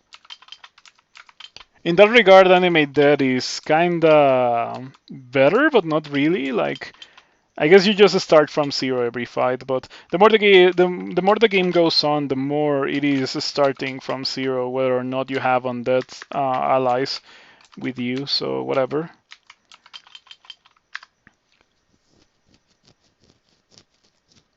You're still confused by what it means by enhanced hexes? Yeah, it's like extra spell power, as Talfon mentions. Extra spell power, nothing more and nothing less than that. Jeez, I took a lot of damage. Oh, I'm getting hit by a Morning Star of Holy Wrath. No wonder I'm getting, no wonder I'm receiving so much damage. Jeez, that's pretty rude. Okay, I would like to not die here. Dying here would be pretty lame after all that I have gone through. So I'm just gonna use a Blinking and a Heal Wounds. And I am going to... oh, you cannot zombie hands things that are invisible. Important to keep that in mind. It would be nice if I had access to a potion of See Invisible. I really think See Invisible should be a potion. It would be a very powerful potion. And I say that I wish it was a potion because that way you wouldn't really have to remove one of your rings for the property. I should suggest the idea of a potion of See Invisible. It's weird because most things, demon spawn mutations are generic. Hmm. You wish it was something like your enemies are most accessible and gave willpower minus to enemies. That would be so broken. Yeah, plus hexes is like nothing. It doesn't exist. Um, so at the very least, it's nice that the floor for demon spawn mutations is it doesn't exist instead of it's actually harmful to you. I guess there is the actually harmful to you mutations that remove body slots, but yeah, whatever. It's not terrible. Oh, I have LRD. Let's use LRD on the invisible dude or the invisible dudes. Whoosh, double. Whoa, hold on. How about you don't kill me? Why did that guy hit me if there's an invisible dude in front of it? That's insane. Do I die next turn? Huh. This is pretty rough. This is getting kinda complicated. The invisible dude, like, I remember now why I was using See Invisible for so long. Because it sucks to not be able to zombie hands a monster that you know what it is, but you just cannot zombie hands it. That's terrible. I don't think I have much to do other than use my final blinking, which is absolutely abysmal. I could also use Tin of Tremor Stones, but I don't know if that would kill me since I have rather low HP. Your monstrous demon spawns are going terribly outside of the research you have no armor class. Yeah, like I told you, it's not a good thing to aim for, but as long as you enjoy it, I guess it's okay. It's just that I wouldn't go for it personally. Okay, I would like to be able to survive this, but this is not looking very good. It's not looking like something that can be done. Can I hunt an Tau? Oh, I can. Okay, sweet. It's gonna be useful. Yeah, and those guys better get rid of that guy. Okay, I think they did get rid of that guy. Wow. I wish I had some HP and some mana. This is being unusually rough. Who would have expected for it to be this difficult? Certainly not me. Phantom Mirror on the Darflail? I guess so. Sloth Darflail versus Darflail. It is a Sloth, right? Oh, it's not a Sloth yet. Okay, sure. Can I please rest to full HP, full mana? Please, please, thank you. Okay, yeah, I really want revivification. I should read another Scroll of Amnesia. Get rid of Animate Death since I don't think I'm using that anymore after all. I did get Infestation for the purpose of completely phasing out Animate Death.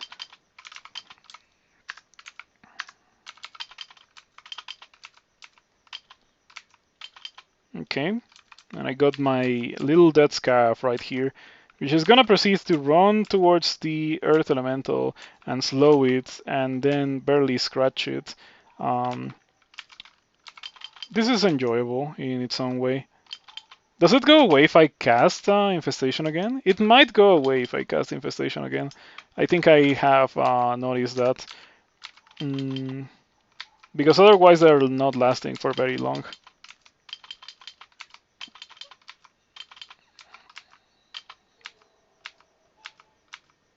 Yeah, I think they do go away if I cast Infestation again. So as long as I don't cast it again, I don't have to worry about losing these Dead Scarabs. Unless they get destroyed, of course.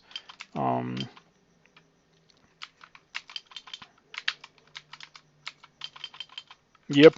I cast it and the Dead Scarab crumbled into dust. Alright. Good thing to know about. I'm glad that we could figure that out.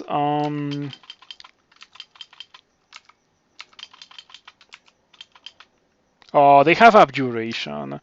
You know what? It's fine that they have Abjuration because that actually allows me to use Tin of Tremor Stones. Kill a couple of them. Necromancer plays different than how it used to be. How is it now? Also, hello. Hello, Path Losing Simulator. I appreciate that you stopped by and said hello. Good to see you around. The playstyle is not really different. It's just that it's better. It used to be pretty bad. Um, Borderline unplayable with how weak it used to be. But now I think that it is significantly better. Um, there's an invisible dude somewhere in the screen. My Spectral Deep Elf Archer hit something. Yeah, I feel like we just have a bit too many invisible things in this part of the game, and I'm probably supposed to get some see invisible. All right.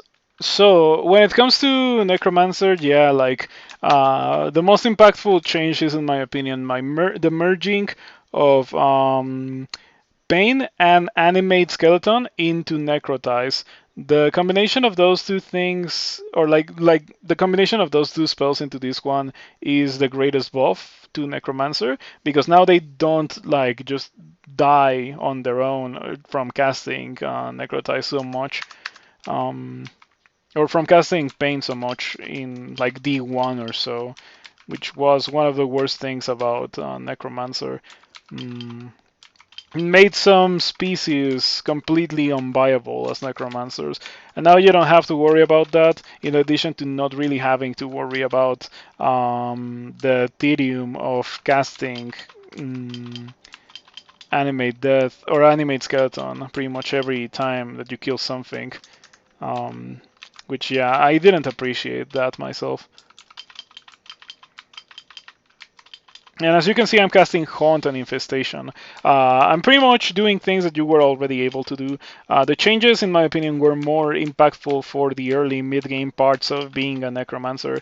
Once you get to the late game, it's all like Raids and Dead Scarabs and Revivification, Mummy Form, you know, Dead Store, the usual things. I'm gonna use Lightning Rod here, because why not? Alright. I'm really surprised at how fragile this character feels.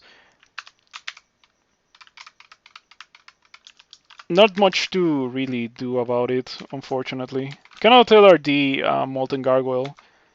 It is a Molten Stone statue, but it is not a target for LRD, unfortunately.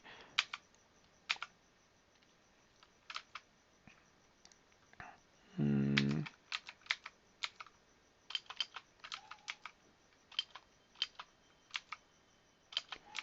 Okay, we get some Derived Undead and we get some Dead Scarabs. This should be fine. I just wish I wasn't taking so much damage out of nowhere.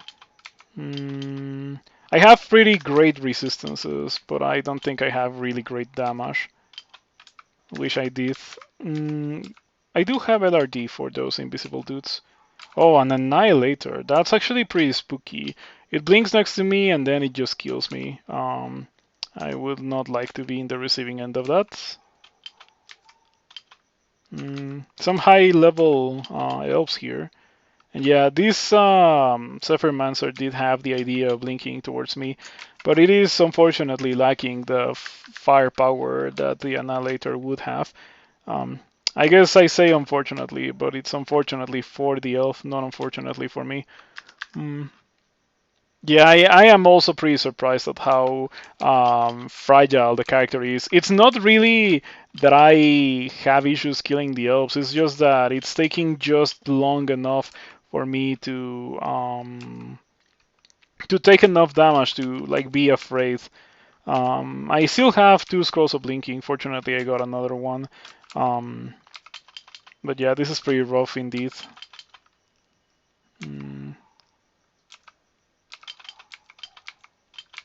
I wonder if I should just dive to Elf 3. Maybe that's the correct thing to do. So glass cannon versus a bunch of glass cannons. Is it really a glass cannon? I don't feel like a glass cannon because a glass cannon just destroys things. A glass cannon to me is a character that walks around and has Firestorm on the quiver. And this doesn't have Firestorm on the quiver. It has Haunt, which is powerful, but it is certainly no Firestorm levels of power.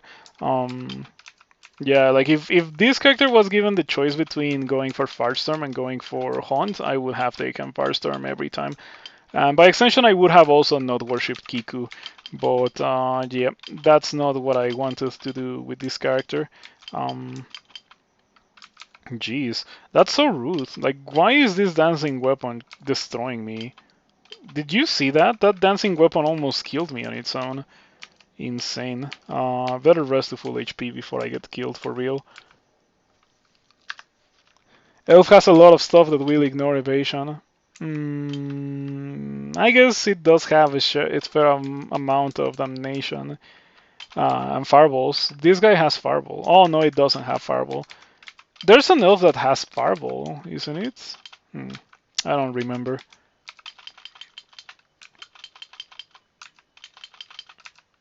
Okay, I am sure that infestation is gonna get pretty funny in Elf 3. I'm pretty sure I'm just gonna aggravate everything, and then I'm gonna get a bunch of dead scarabs, and then those dead scarabs are gonna kill everything for me. That's gonna be pretty funny.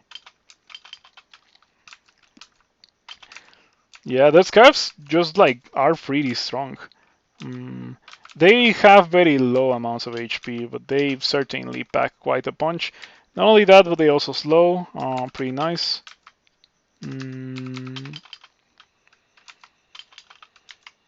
Okay. Supporting them with Haunt is also probably a good idea. That Deep Elf Sorcerer didn't do anything to me. I'm a bit surprised that it went that well. Let's see, when it comes to this Demonologist. It has Abjure, right? I think it does have Abjurate. Oh, it has Abjuration. Yeah, it does. A spell that players also used to have. It's a funny thought how some things that used to be player tools were turned into monster-only tools. Abjuration is definitely a very good example of that. I guess it's not quite the same, but also monsters have blink away, which would be kind of like the player's controlled blink. Okay, let's read magic mapping here. This is a very easy Elf 3 ending, probably exactly what I needed to see with this character. I am very, very appreciative of that. I shouldn't have cast that twice, that's my bad. I wanted to cast that channel instead of casting Infestation there. Sweet. We're gonna get some dexterity. I feel like it's gonna increase my evasion a lot to increase some dexterity. Ah, there we go. It finally happened. Your stinger grows larger and begins to produce weakening toxins. Your cloak falls away, so now it will be completely useless for the entirety of the game. I should consider myself grateful that I found the Hat of the Alchemist before that thing happened, because if I had not, then I would be stuck with no resistances here. Because at some point all of my resistances came from the scarf that I was using.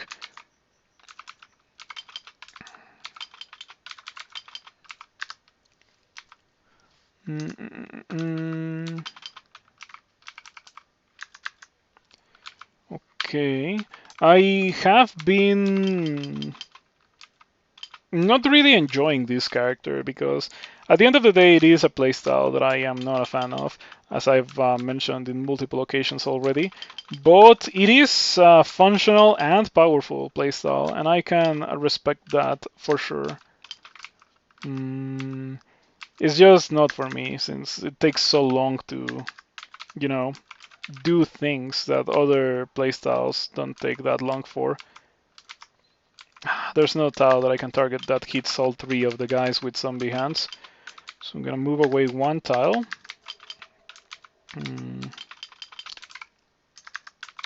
This Morning Star is being oddly tanky. Well, not really oddly. And the larger the dancing weapon is, the more HP it has. So yeah. Have you played the new Necromancers? I think that's gotta be one of the most impactful changes of the version as well. Swords dexterity changes, new Necromancer, attacks of opportunity. There's been quite a lot of changes in 0.29. As I mentioned a bit ago, I do want to make a video talking about every change in the version, or like maybe not every change in the version, but like the most impactful ones. The ones that like kind of a top 10, you know, just follow jumping on YouTube trends. Top 10 most impactful changes in 0.29. I feel like that kind of content is rather entertaining and useful, which at the end of the day, I look forward to my things being entertaining and useful. And that definitely fits the quota. Mm. For how much you've played Crow, you've rarely dabbled with Jiradremnul, Kiku, Elivilan, Jiva, and Nemelix. You don't know why? There are some pretty good gods. Yeah. Well, maybe not Elivilan, but Dres, Kiku, Jiva, and Nemelix are pretty nice.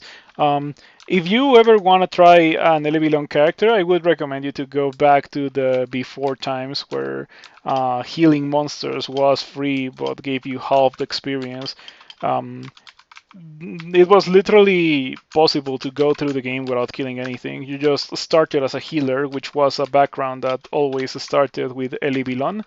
It was a Celote background, and you just went through healing everything and not fighting anything. Um, I'm just gonna retreat actually. I think the correct thing to do is to go further over here to not see that guy over there while I do my thing. And now I am going to use Wand of, or Scroll of Poison is what I'm gonna use. Yep.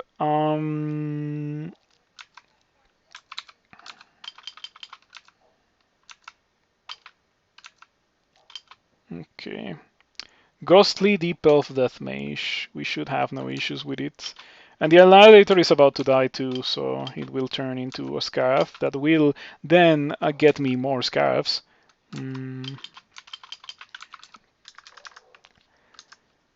Like a pacifist run. Yeah, you could literally play pacifist scroll. There were some things that were super difficult to pacify. Like I think Orbs of Fire were super difficult to pacify, but I think it was also doable.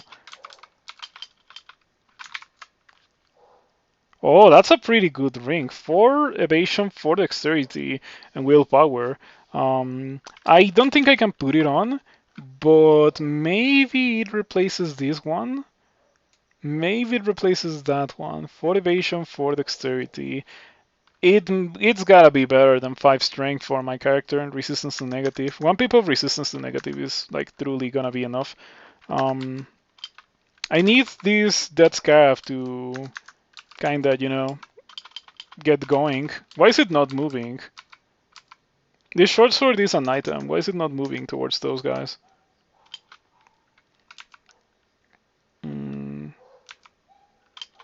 Your dead scarab is destroyed. Well, that dead scarab was kind of sleeping on the job, so whatever.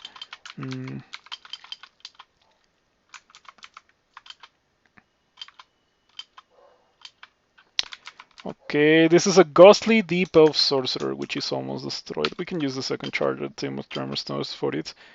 And we got one dead scarab out of that. That's fine. It's been difficult to do this, indeed. You want to say bees couldn't be pacified? Oh, you could pacify animals. In fact, animals were the easiest thing to pacify.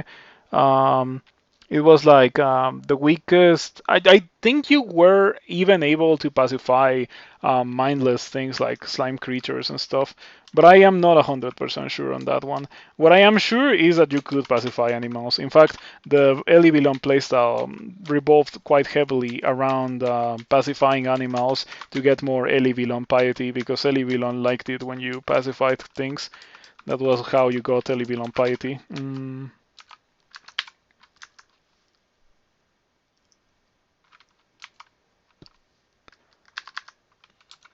So yeah, if not mindless ones, then quite probably you were unable to pacify Orbs of Fire. But you could get your pacified dudes to kill the Orb of Fire with some shenanigans.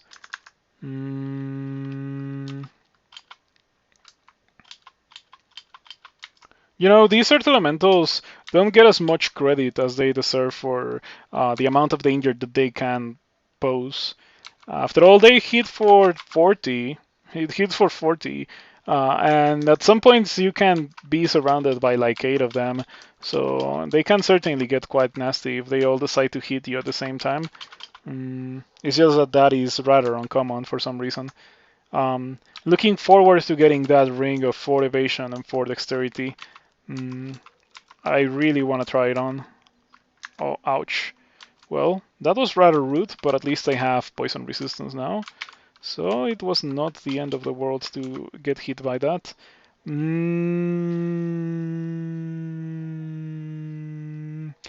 It would be nice if I had more Tin of Tremor Stones. That is what I can say. I feel like this build would benefit quite heavily from having something along the lines of refrigeration or ignition that I can use to hit monsters at the edge of the screen. Maybe, or like not at the edge of the screen, but like hit monsters with almost 100% certainty. It would also be nice to have access to Fireball even. Fireball also has a lot of certainty bundled with it. Wow, poor Dead Scarf. It got absolutely dumpstered. I'm really having issues killing these guys, actually. I thought that it was gonna be an easy elf ending, but it hasn't really been the case. I wonder if one of the more open ones would have been easy for this build. And it's just like in Rift Wizard, where the layout defines where you want to go. That's not a very good letter armor. I shall leave it right on the floor where it belongs. I would like to have a Deep Elf Blade Master Spectre, so yeah. It cost me quite a lot of mana, but I got my Spectral Deep Elf Blade Master.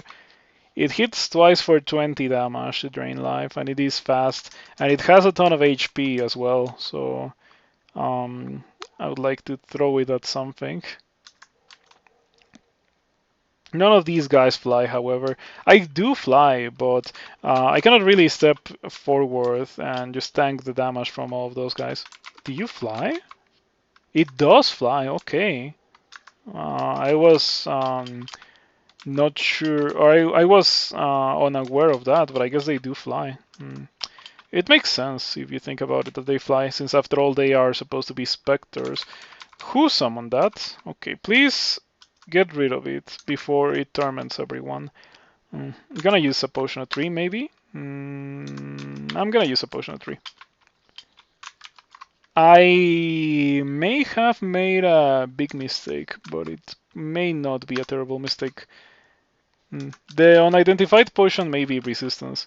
It is cancellation. Wow, this is getting pretty out of control. Yeah, what's up with this? Like, the one in front is the one that summoned the Tormentor, and the one in the back is the one that summoned the Brimstone Fiend. It's getting nasty, nasty, nasty. I am going to use Fogu here, since I didn't get Scroll of Butterflies. Unfortunately, I do not really have a way to kill this Tormentor, because my character is not built like that. I guess, oh, hold on. Before doing what I'm about to do, which is gonna force me to use a lot of mana, Zombie Hands, or like Brilliance, and then Zombie Hands, Iron Shot, gets rid of the Tormentor. Is it not gonna fight things? Why are monsters so hesitant to fight things today? Do you have Call Down Damnation or only Hurl Damnation? Only Hurl Damnation it is. That means that it won't be able to hit me. It needs to have Line of Fire in order to hit me. Oh boy, this is pretty rough.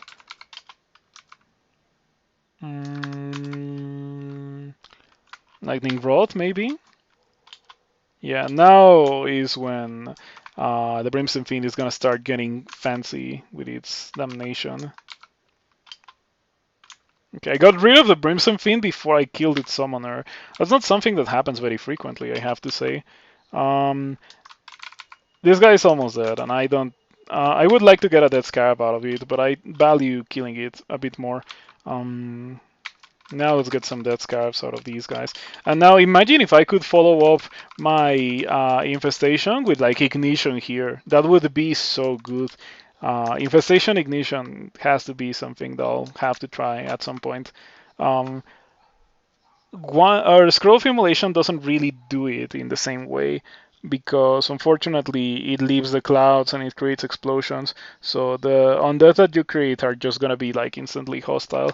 Um, yeah, that's kind of lame. That's why I don't really want to use simulation right now, though it would be good. Unearthed wretches, maybe? Hey, look at that. I did get some dudes. 3 dudes. And they are serving as meat shields. Huh. Okay, that's interesting. There was a period of time during which, like, there was a very like short lapse during which the Master Archer was able to shoot at me, and then it shot again and it hit the Sapphire Mancer that was next to me. But like otherwise, you would get a message that says the Master Archer misses the Sapphire Mancer and hits me, right? But it didn't happen. That was interesting. Mm, Sometimes the game can be quite exotic. Okay. I need my potion of 3 to wear off like right now because I want to move. Wand of Quicksilver maybe? Okay, that actually dealt quite a bit of damage. We also got a Death Scarf. Oh man, the Death Scarves are just immediately getting sniped out of existence. That's kinda pretty lame. Oh, okay. I can at least walk to safety now. It's taking me so long to play through this. By this point, I'm like really, really ready to just start a new character. Since I don't encounter these so entertaining. I like blowing things up. As I so frequently mention, I don't like jumping through 17 hoops to kill monsters. And I feel like this is exactly that. Jumping through 17 hoops to kill monsters. Mm,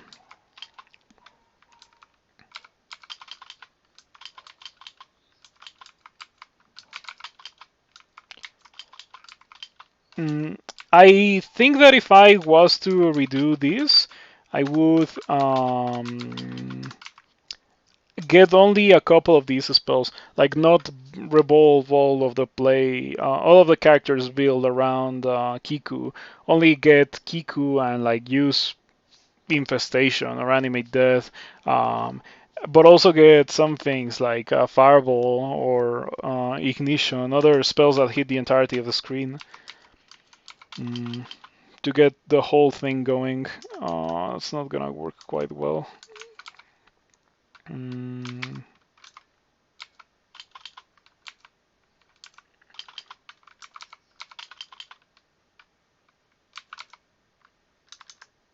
okay, the Demonologist is affected by zombie hands. It is also going to turn into a dead scarf when it dies. There we go. Some damnation on me because that guy has this mighty variety of damnation. That guy is lucky that it's outside of my range for iron shot. I feel like I'm gonna walk within its range and it's gonna iron shot me. But fortunately, I get it first. I iron shot the Annihilator before the Annihilator iron shots me. Wow, the Death Scarf just destroyed the Annihilator. I wish they did that more because like Death Scarves are built in such a way that they're like a super hard counter to these dudes. They're very very fast. They deal quite a bit of damage. Um, and they have some okay amounts of evasion, so they can dodge 1 or 2 things, and by then it's too late and they just die, or like they just kill the dudes. Enough tremor stones. Iron shot. And there we go. That's the ring that I wanted. Let's put it on instead of this. We can probably drop this ring of fire resistance. So yeah, now I have 31 evasion. Look at that. The robe is not terrible. It's just not something that I can really take advantage of with this character. I already have a pretty good item in my body slot, which is my row of resistance. That's what I have. And I'm even looking forward to upgrading away from that into potentially some fire skills. I already have globes, but these have a brand, so why not? Hopefully I'll find some random globes or something. Okay, we got poisonous vapors, and I already have ignite poison, I think. But it's a bit too late into the game for me to do that. Yeah, if it had only arrived to my character earlier. Talking about that, I have Fireball. I do have Fireball, and I could think about just getting that. But nah. I like the sizable amount of evasion that I now have. It is quite convenient indeed.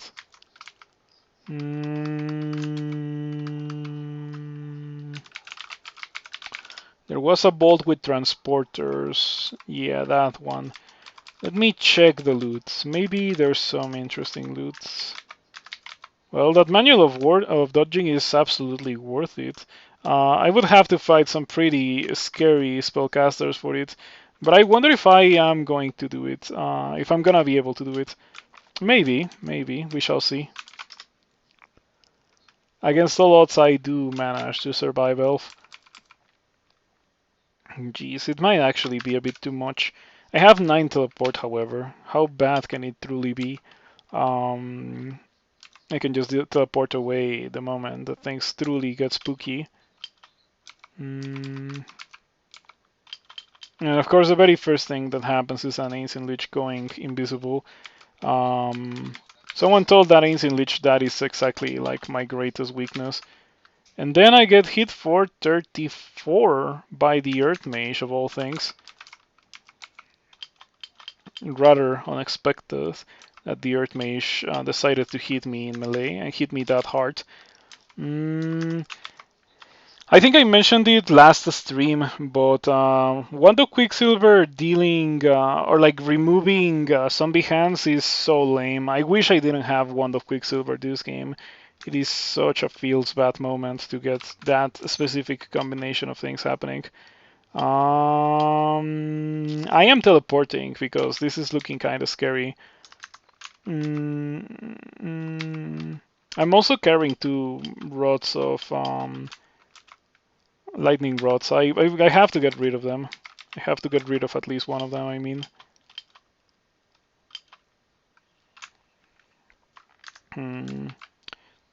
Oh, I have blink. How could I have forgotten about my ability to blink? Oh, I searched for an ability instead of searching for a monster. Ancient Lich.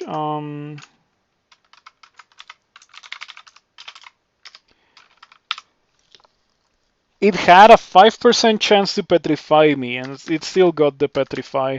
It is okay for the exclusive reason that I'm about to bail out. Yeah, if it was not for that, it would have been pretty messed up, that petrification. Especially since I only have 1 potion of cancellation.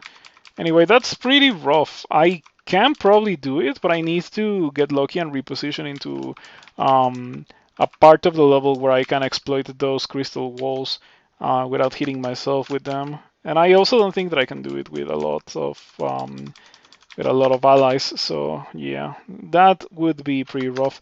The rewards are also kind of they're good. Don't misunderstand me, but I don't think I want to do that.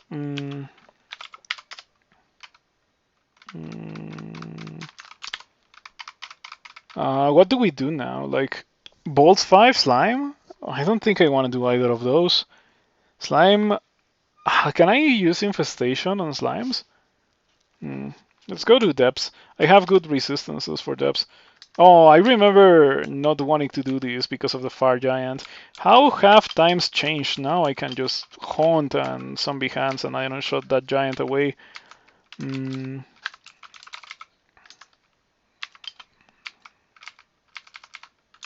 Okay, let's go to Depths 1. Welcome to the Depths. Shouldn't be very difficult to do this. I feel very good about the way that the character is. It is powerful. It's just kind of tedious, and that can make me sometimes feel rather underwhelmed by the state of the character. But it is not weak by any means. Um, so Vaisushen has a lot of armor class, right? Yeah. That means that Tin of Tremor Stones and LRD wouldn't really do a lot. Condenser Vein? No, Phantom Mirror is what I'm gonna go for.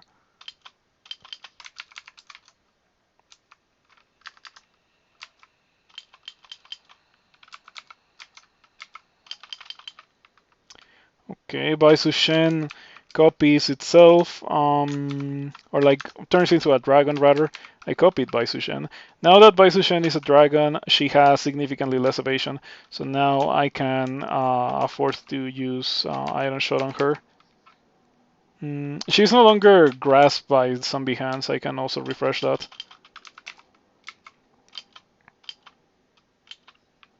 She's probably dead now. Oh, my copy of Baisushen summoned an Hydra. That's super convenient. Baisushen dies, and we got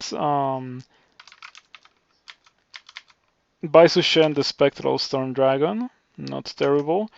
But we also got a Dead Scarab out of that. Also not terrible. A Fire Dragon. Long. It's been long since I've cared about fire skills. Now that I have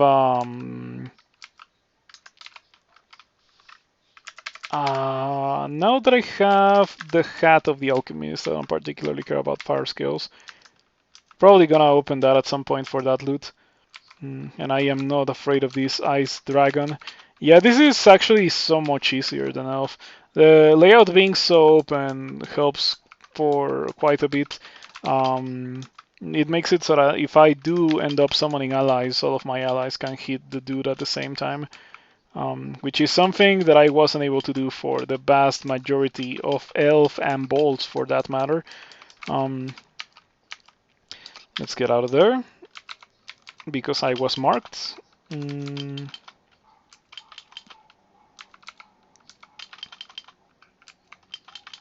Sometimes the monsters break away from the constriction from the zombie hands immediately, and it is pretty underwhelming. I'm not a fan of that.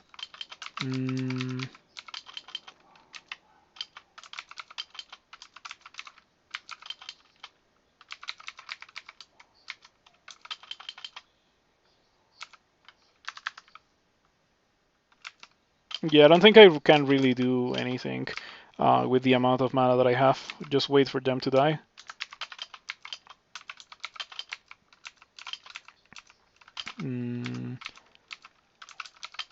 Yeah, I think that at this point, like with this character, I have all that I could possibly wish for. I have Haunt, I have Infestation. In fact, I can get Revivification already since I'm probably gonna move it away from that. I'm gonna put it here. I feel like that key is very difficult for me to press by accident. Revivification is a very costly spell to cast. It features a mechanic that like reduces your maximum HP permanently for the rest of the game every time you cast it. In my opinion, it's a pretty good drawback, which prevents it from being spammable, and it should be implemented in other spells as well. I feel like there's a fair amount of spells that could exist, in fact, that used to exist, that have that and were removed just because they were a bit too strong, and being permanently spammable or being like infinitely spammable, such as haste. But if you were to add a component of, yeah, cast that and your maximum HP is reduced for the rest of the game, or your intelligence is reduced for the rest of the game, therefore making every spell that you cast, or that you try to cast for the rest of the game difficult, or more difficult to cast, there's definitely quite a lot that could be added in the way of drawbacks just to give the player access to some greater amounts of power that are not currently in the game without having the player just be permanently able to access those things. I feel like there's definitely quite a bit of design space there that there's value in exploring, but it hasn't happened yet. It is in times like these that I wish I knew how to program things. Because I could just do it myself and submit the patch, and it would be most likely accepted if it's coherent enough. Since there's already a good example of what I'm talking about in the game, so like since there's already precedent implemented in the game, it could easily be implemented in the game. Since it's like more of the extremely bombastic e-spell with like amazing effects but a terrible drawback. Um, Mm, Prior to 0.13, Elivilon could also pacify insects. I must not have played Elivilon after that patch. So the opposite of you, Talvon. Could be just like summon horrible things, intelligence drain. No, that doesn't work because summon horrible things, intelligence drain is temporary. I'm talking about actually permanent, so you cannot cast it every time. Why am I constantly picking up a second lightning rod? What's going on with that? I am picking up a second lightning rod for no reason. I don't know what happened with the auto pickup. Mm. There's a player ghost there, ready to get dispelled. Mm. You know what? I can kill that ice dragon easily. It's just that I need a little bit of extra mana in order to deal with this guy. I got ice skills, but I will pass on them. I don't think they do a lot for my character.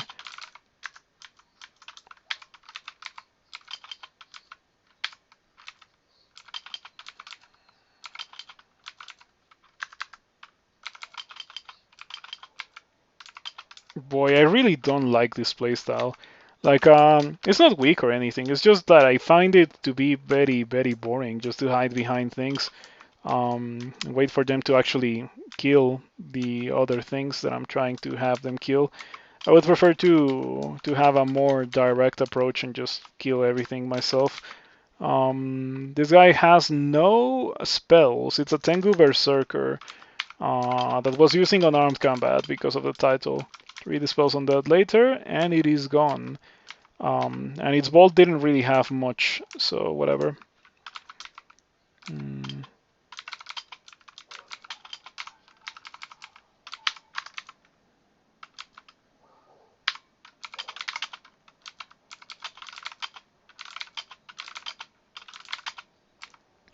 I wonder how viable is it for me to just run around iron shotting everything. Mm.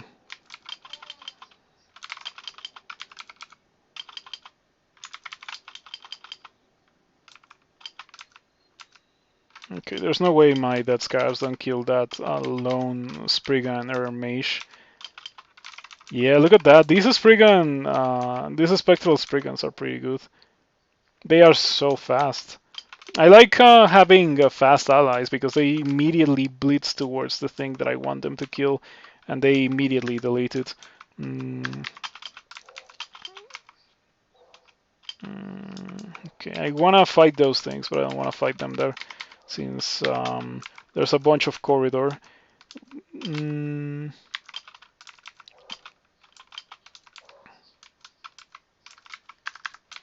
So yeah, I'm glad that I went back to playing Necromancer before the version's release.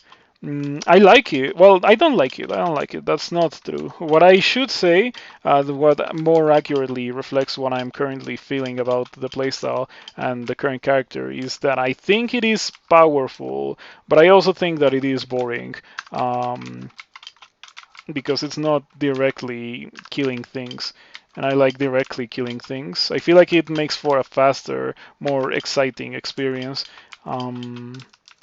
with less uncertainty, less sitting around waiting for my dudes to kill the other dudes. Mm. It may also have to do something to do with the fact that I am going at it more slowly than I would with other characters, and therefore I've been playing the character for longer. We're going for 6 hours now, and yeah, by this point with normal character, I would be doing extended. Because none of my normal characters take this long to win. And it hasn't been the case for quite a while. There were some versions where my characters did take 6 or 7 hours to win, but yeah, not anymore. Mm, Nowadays it's more like 4 or 5 hours at most. Hmm. Juggernaut next to me. What a terrible sight to see. Okay, at least I was able to position away from it, and now it's gonna be perma-slowed by the raids. Mm, I can also zombie hands it again. It's quite a spooky fella indeed. I'm gonna use Box of Beasts just to have a thing in front of me so that the Juggernaut doesn't just spontaneously explode me out of nowhere. Mm,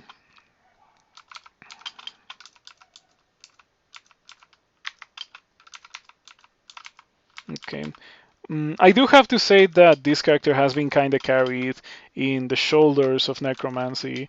That's why I have been so emphatic in trying to stress how important it has been for this character to be a necromancer. Mm, yeah, this character has gotten a lot of value out of necromancy. It's carried this character so far.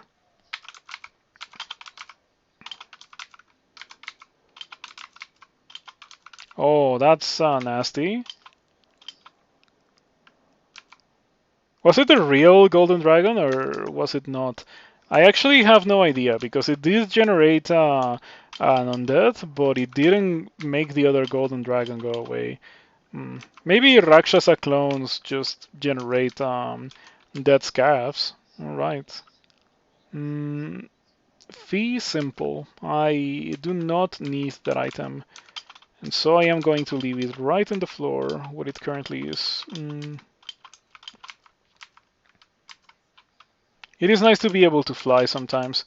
Um, for some depth bolts that have a bunch of lava on them, like this one, it is quite nice to be able to fly.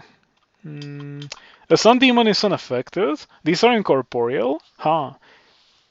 I guess they are incorporeal. You cannot affect them with zombie hands. That's rather lame. Mm, I'm gonna read the fog because I wanna have a bit of extra control on my blink. Except that now that I read it, I realize that I break off the line of sight of where I wanted the blink towards. So we shall use Wand of Digging instead and then blink. And that has a pretty solid result. In fact, it repositions me in such a way that I can actually fight these guys now. Imagine this with refrigeration. It would be over in 2 seconds.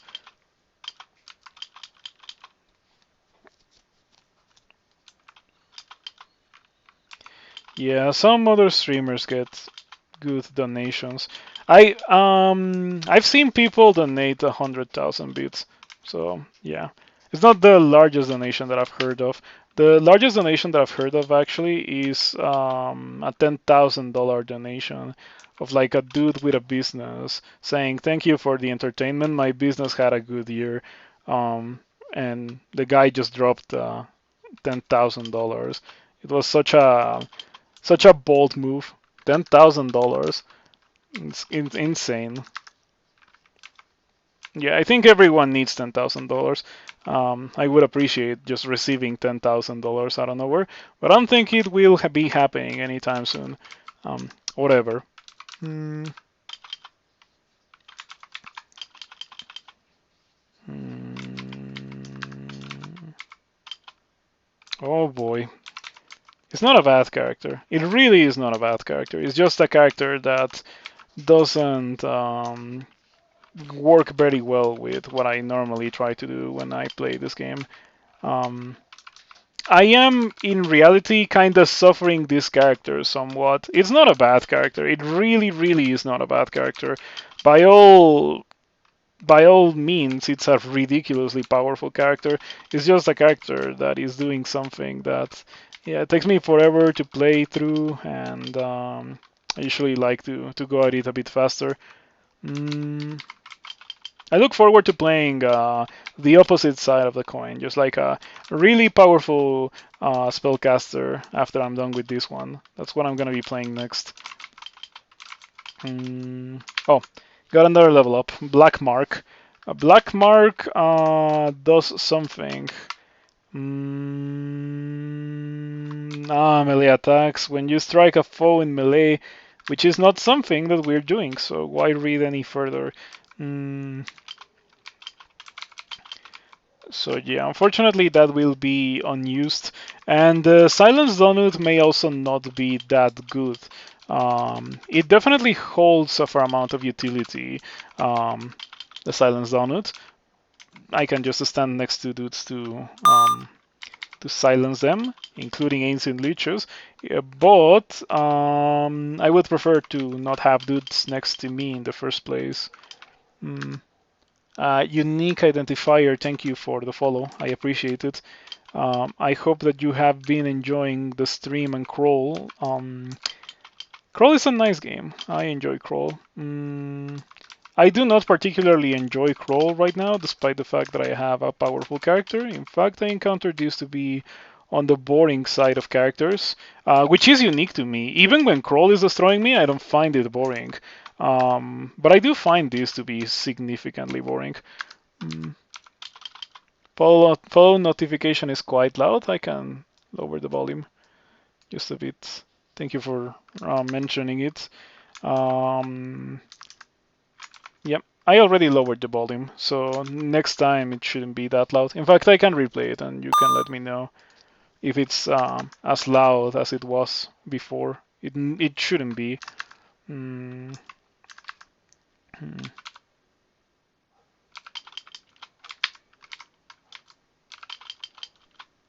It does sound better now. Still a bit loud, but much better. Yep. It is so nice that I can control that so easily.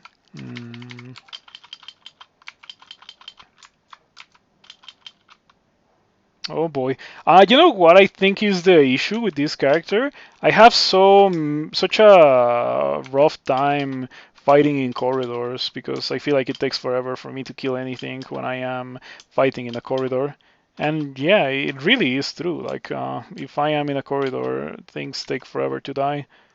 There's an Iron Dragon there. That's actually quite spooky.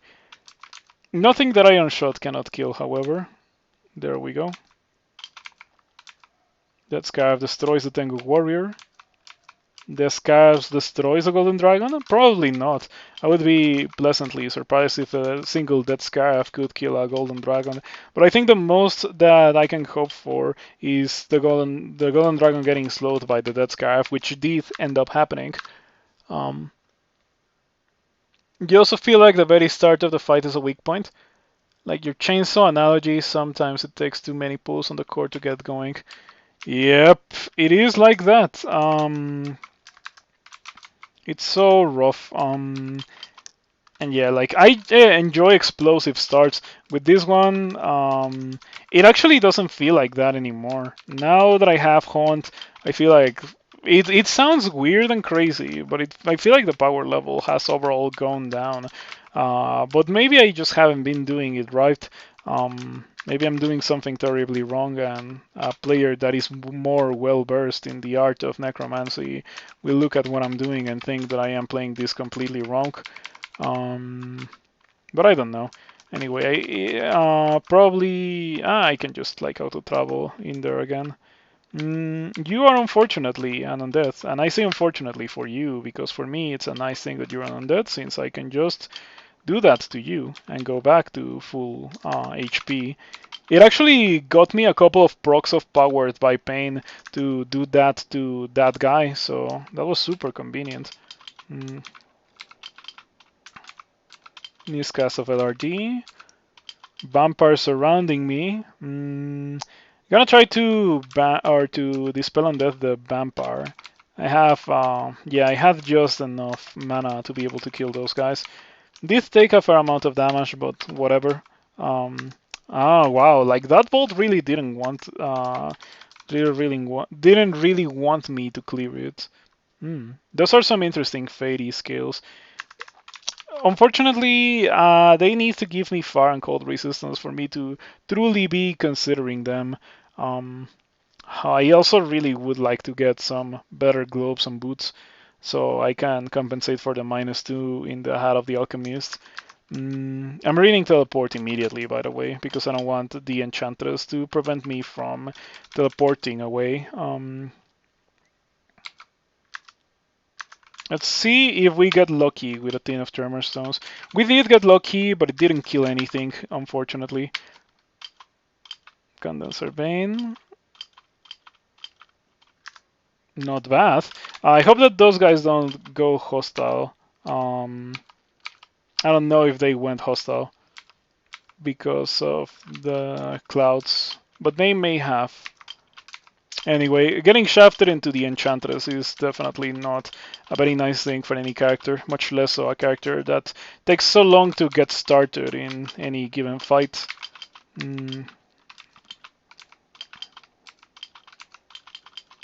I don't know. Am I crazy for thinking that Infestation feels weak?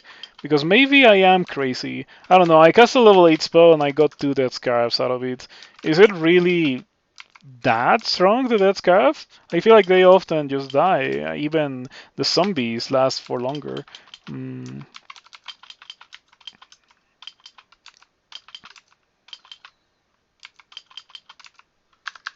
It seems like I win more. I don't know. I don't feel like I'm winning more with that Scarab. It may seem like that at first glance with these spells that give you something when you kill a dude, but you have to think about the fact that sometimes you have a limited resource that allows you to kill dudes in the form of the mana. So these spells are at their best when you're rather low on mana and you use them and you run out of mana, but you do manage to kill the dude, and the reward that you get from being able to kill the dude in turn makes you able to kill other dudes. That's kind of how it is for these undead summoning spells.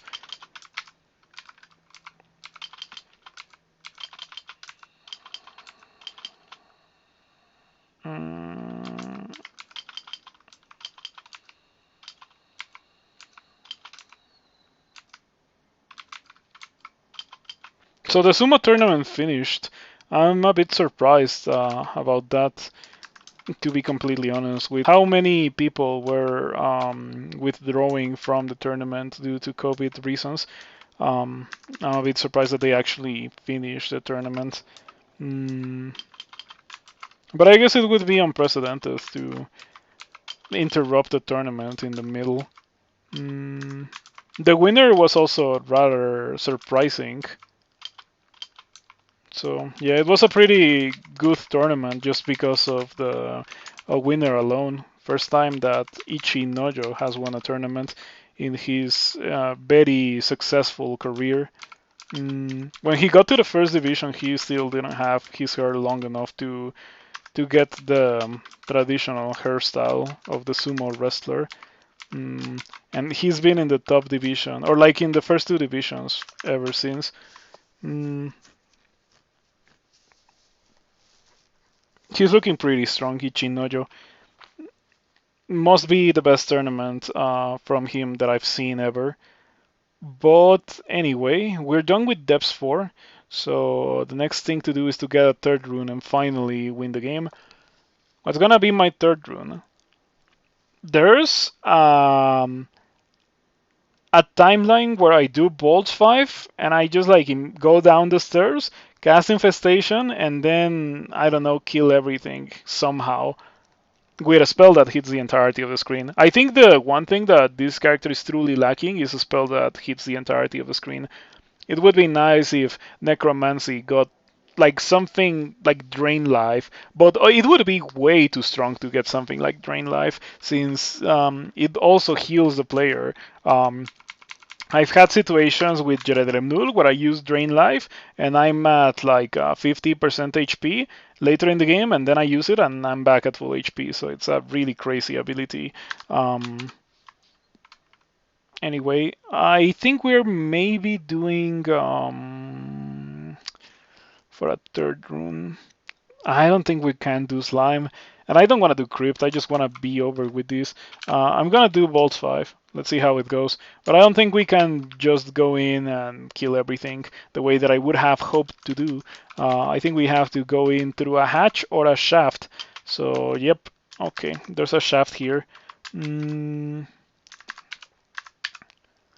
Oh boy, let's see how this goes.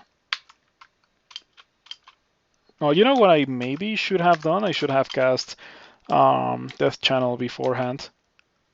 I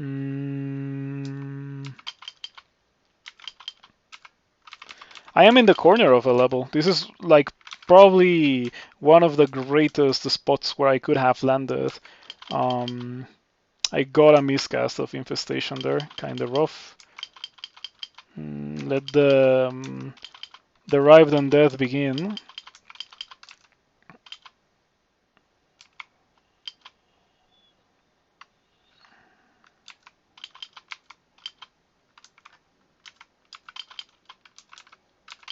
How much damage did I take there? 51. Did I get hit by... Oh, it's not even Holy Rod. It was draining. Boy, having low armor class does get pretty rough sometimes. I feel like I'm only getting away with it due to the nature of my build and the fact that things seldom actually are within melee range of me. Is Infestation noisy? Let's find out, because I have no idea. Noise loud. It is. It is rather loud, it seems.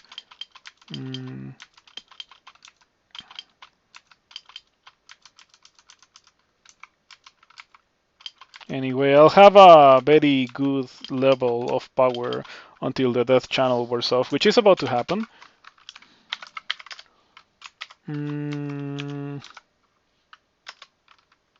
What else do we train for? Maybe armor. Well, I'm using a rove. Like, do I really want to train armor while I'm using a rove? Not really. I guess considering how I'm not really training things above 17, I could also train for 17 fire magic and get ignition that I've been talking so much about. I'll do that after I get my dodging. This character also had an incredible tower shield accessible to it. It really is an incredible tower shield, and I got it so early into the game. It's on Lair 1 because I dropped it on Lair 1. I was carrying it since like D4 or so. It's like one of the very first things that I found, but it is so unreasonably heavy that I wasn't able to use it, unfortunately. It's kind of like a crystal plate mail. So yeah, I didn't even bother with it because of that. But I would have liked to use it. There was an alternate reality where this character, instead of being what it currently is, was a tab dude that was just stabbing using that tower shield and the Hat of the Alchemist. And I think I also got a crystal plate offered in a scroll of acquirement that I didn't grab. It was a +0 crystal plate, but that kind of item is obviously much more useful to a character that is happy to see a crystal plate. A character that is a melee character. So yeah, maybe I would have used that as well. I did get a lot of things to be a different character from the one that I am right now. I'm gonna use cancellation, but I'm not gonna use cancellation from the potion. I'm gonna use Wand of Quicksilver aimed at myself because you can do that with that item, and it removes your magical effects at the cost of a non-trivial amount of HP. Let's see how much damage that does at its maximum. 6 dice of 8, so on a bad roll I could have gotten hit for 48 damage. Instead of that I got hit for slightly above average in the form of 27 damage, so not terrible. Took out the Death Channel. Yeah, that's kind of rough. It's also something that is important to mention for SOT, because in SOT there will be many of those bolts flying around on the screen, and by extension there will be many situations where I will lose that channel. At least now that I have this thing that I'm currently using, infestation, that won't get removed by that, because it's a status effect that is applied on the monsters. It's not a status effect that's applied on me. So I will get a decent amount of allies out of infestation. Mm, if I can kill anything, which certainly doesn't seem like it's happening right now. Also, I made a terrible mistake. I needed to clear the entirety of this quadrant before going in, because if I don't, then this happens and a dude comes out of the quadrant that I didn't clear and flanks me while I'm trying to retreat from those guys that are apparently unkillable. Yeah, it feels bad. It feels bad to me to do so much and get so little. I'm gonna use a scroll of linking to reposition, because I cannot just walk past this guy. Um,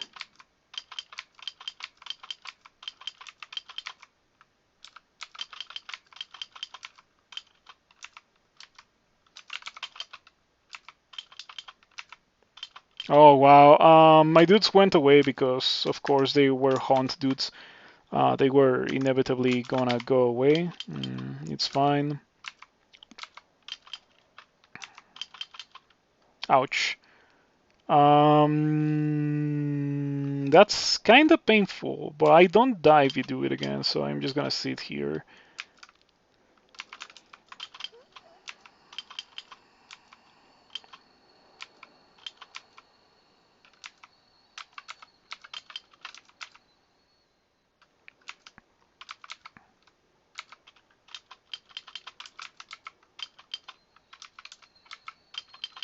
How much damage am I dealing with my iron shot? 9 dice of 8. It's not even that little damage, but it feels like trash for some reason.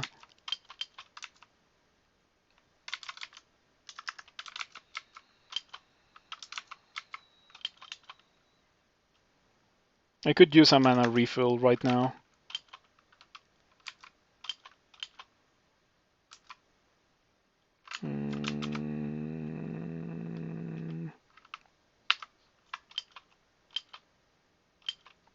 Oh, that sucks. I was banking on nothing hearing that, but it obviously didn't pay off. Well, Mr. Ghostly Storm Dragon, I am gonna have to use Wand of Quicksilver against you to get rid of you. Alright.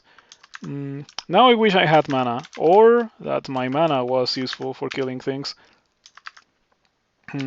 There was such a drastic change in tone when it came to me and the character between Friday and today. On Friday, I was feeling so much more excited and hopeful for the character than I feel right now. Now I have to say that I very directly don't like the character or what it currently has. And in the future, I'm gonna try my best not to build characters like this. It's a strong, but it's just really not my thing. And also, once again, I'm probably doing something terribly wrong. Let's not leave that possibility out of the way.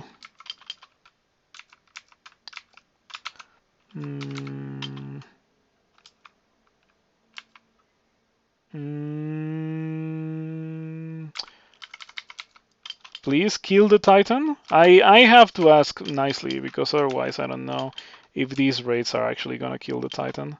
I got a lot of mana out of getting hit for 19. That is nice. Step away from that guy. It's constricted by zombie hands, so it's not gonna chase after me. There we go. The mana refill was a very convenient thing to receive. I needed that. And by extension, if I like taking damage and receiving mana, I should really get Sublimation of Blood. I have it right here. I've had it since the very beginning of the game, and it only makes sense that I get it. So I'm probably going to Sublimation of blood. In a truly desperate situation, I could use revivification just so I can also use sublimation of blood and get back some more mana. But of course, I would like to not be in that kind of situation. That sounds pretty awful. Ooh boy. Ran low on raids after spending all of my mana. I don't want the Yoctor Captain to shoot me. It shoots me, we are in some serious trouble because those guys really like to hit people that have a crazy high amount of evasion, just as it happened right now. They are infested, all four of these, but they're not really taking a lot of damage. The Yoctor Captain is gonna shoot again next turn. If I could just kill it, it would be nice, but yeah, that was kinda rough. Fortunately, it does end up dying. Let's use Lightning Rod again.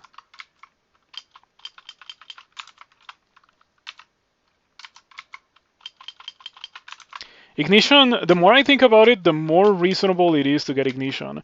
You wanna know why? Ignition doesn't hit allies. That's such a big deal. It really astonishes me how I didn't think of going for Ignition from the very beginning, but it was probably because I hadn't played ally builds, or like I am not a fan of ally builds in Crawl, so I don't really have that much experience with them. But now that I know, I think Ignition is just like perfect for what I'm currently doing with this Necromancer of Kiku. In the future, whenever I go Necromancer of Kiku, I will look forward to getting Ignition to go alongside my infestation. In fact, if I had gotten Ignition before going into Bolt 5, I could have gone in through the normal stairs, done Ignition, then done or rather infestation then ignition, and that would have gotten me so many scarabs because pretty much everything dies when you use ignition in there. The same thing doesn't work with Tin of Term or with Scroll of Immolation, unfortunately, which is normally a good replacement for ignition, since unfortunately it also creates clouds of fire, which turn the scarabs into hostile scarabs or remove them, whichever one it is.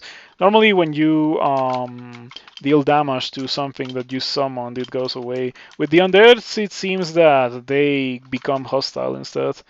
This ring is not what I need with this character. It is not a terrible ring by any means, but it is also not a ring that I am particularly interested in today, so I will leave it on the floor. By the way, some of you here may not be aware, but I have a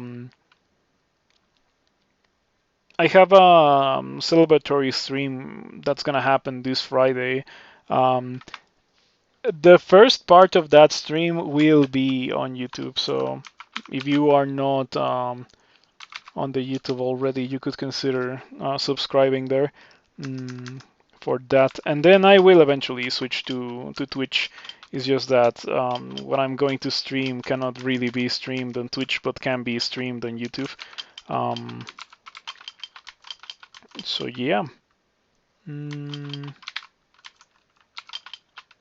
taking forever to go through this character. You're curious what it is? It's fine. If you're on my Discord, I did mention what I want to do, what I wanted to do. I got surrounded, didn't even notice. Oh, the pain of this character. I really cannot wait anymore for Ignition. Give it to me as soon as possible.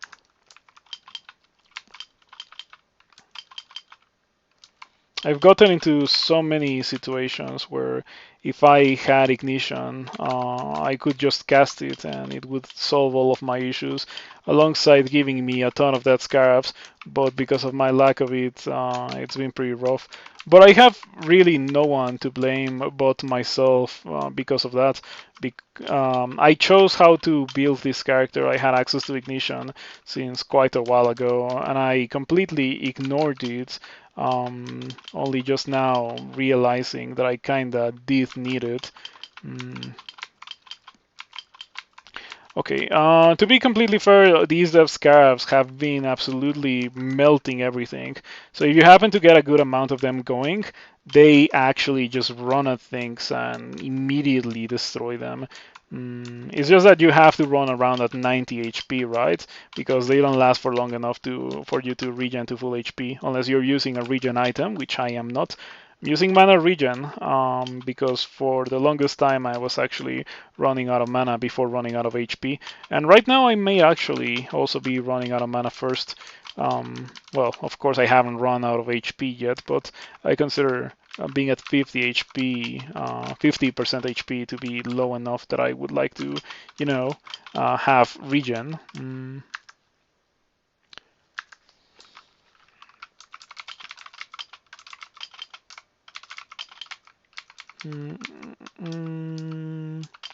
Zombie hands. Back to full health for the first time in several hundred turns. Really? If I have been stuck at 50 or so percent HP for so long, I haven't noticed. Which I guess is a good thing to say about this character, believe it or not, because it means that I can fight very effectively despite my low HP. Not something that I can say for other specific like builds. But ally builds can get away with that kind of ridiculous thing. By extension, I would say that some of my most detested species are probably ones that benefit quite a lot from being an ally build, such as Cat or Spriggan. I bet Cat Necromancer or Spriggan Necromancer are in a pretty okay shape in the current version of the game. Also, this is probably Saint Roca's band, since normal orcs only spawn as part of Saint Roca's band this late in the game. I would be very surprised if there was anything that, or if there was no Saint Roca here.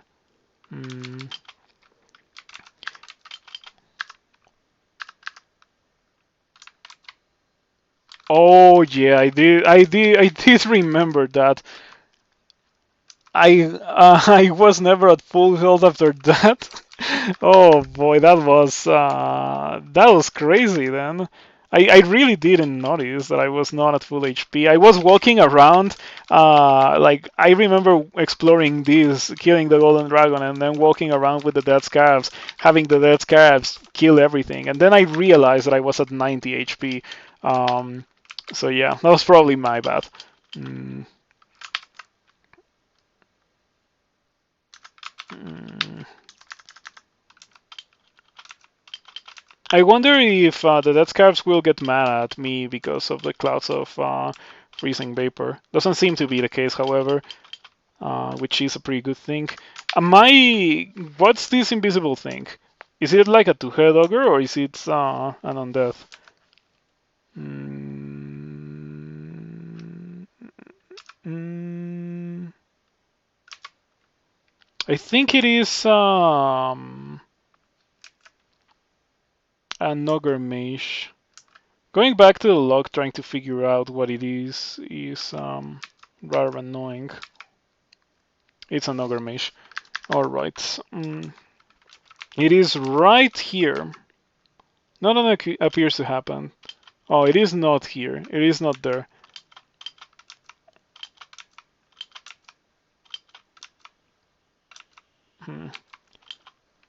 Okay, I wonder what was happening there. They were just like sitting still. These guys can't see invisible. Oh, they can't. What about these guys? Yeah, the spectral guys can't see invisible, so I wonder why they were not hitting the ogre mage. Not having seen invisible is much more of a detriment on this than it would be on my average character, since my average character has ways to kill things that I know where they are, even if I cannot directly kill them myself, or like even if I cannot see them, I can just target the tile that they're in.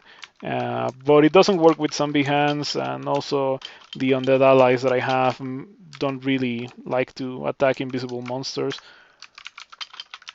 You thought I was doing it on purpose because the scarves were more important than the HP, which is true, really. That is correct.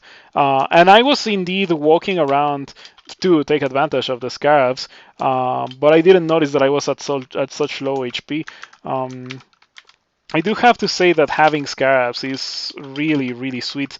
It feels like a very significant power up when I have scarabs because I can actually, function as a character. I wonder if a monster can be rooted and also affected by zombie hands, but it doesn't seem to be the case. It can be constricted by roots and or constricted by zombie hands, but not both of them. Um, it's fine.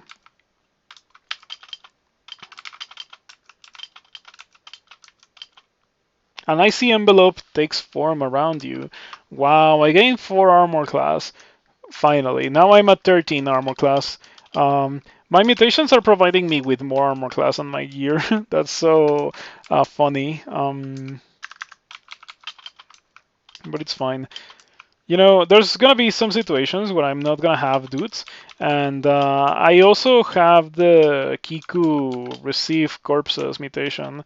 Well, I guess it's not the receive corpses mutation anymore, but you know what I mean. Like what used to be the receive corpses mutation, and I haven't really been using that much, so you should probably spam it a bit more, considering how cheap it is. Mm.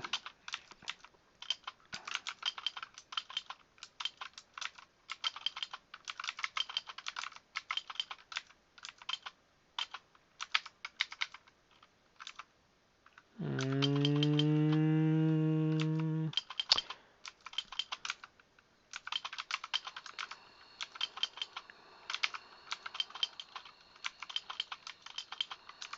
Yeah, what's happening is that those guys are running towards the corridor, and then they're just like dying in 1 versus 1 fight. Getting hit by things that I cannot see.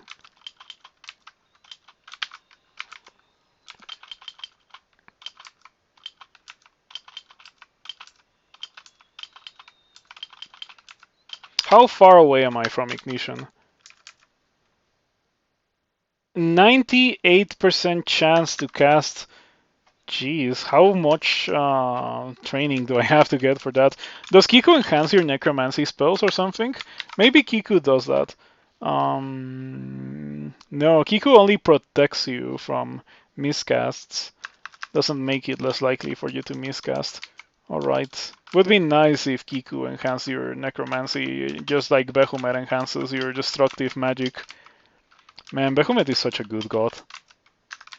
I really need a Behemoth run after this one. I'm gonna do it so quickly too, and I'm just gonna blow everything up with Firestorm. It might even be a Deep Elf. I like Deep Elves quite a bit. I think they're pretty nerfed compared to previous iterations of Deep Elf. Like, for example, there was a time in the game where Haste was a spell, and Deep Elves had +4 aptitude in the school that Haste was on. So it was really, really easy for a Deep Elf to get Haste the spell going on, or going. It was as easy as finding the book that had it, and then you just like killed 2 or 3 dudes, and bam, you had Haste.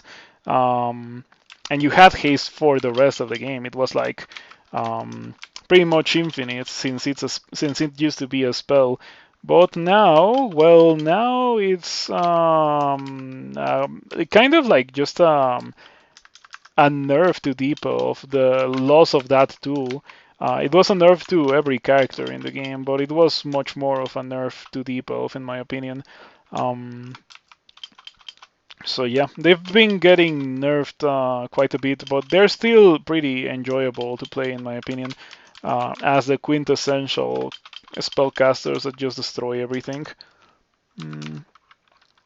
He is controlled blink and control teleport, and yeah, so many broken spells that really, on hindsight, it's okay that they are gone from the game because of their spammy nature. But I don't know. Okay, I like this ring. I like this ring quite a bit. I think I value the armor class a bit more than I value the defenses. But it loses me 1 people willpower. It loses me 1 people willpower. I'm not very happy about that. I think I'm just not gonna be able to use this ring. Let me get rid of it. It's a shame because it's not a terrible ring by any means. It's just not something that I can really use.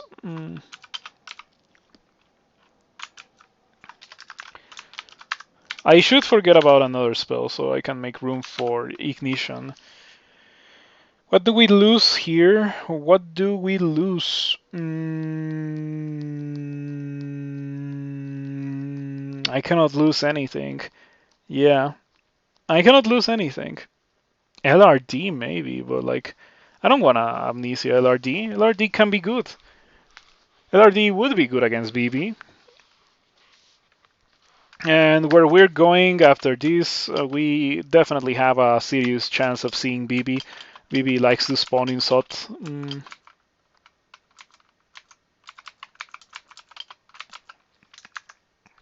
But I'm probably forgetting about it anyway.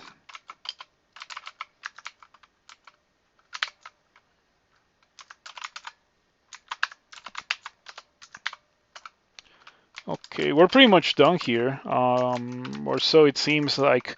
I'm just cleaning up the rest of these bolts.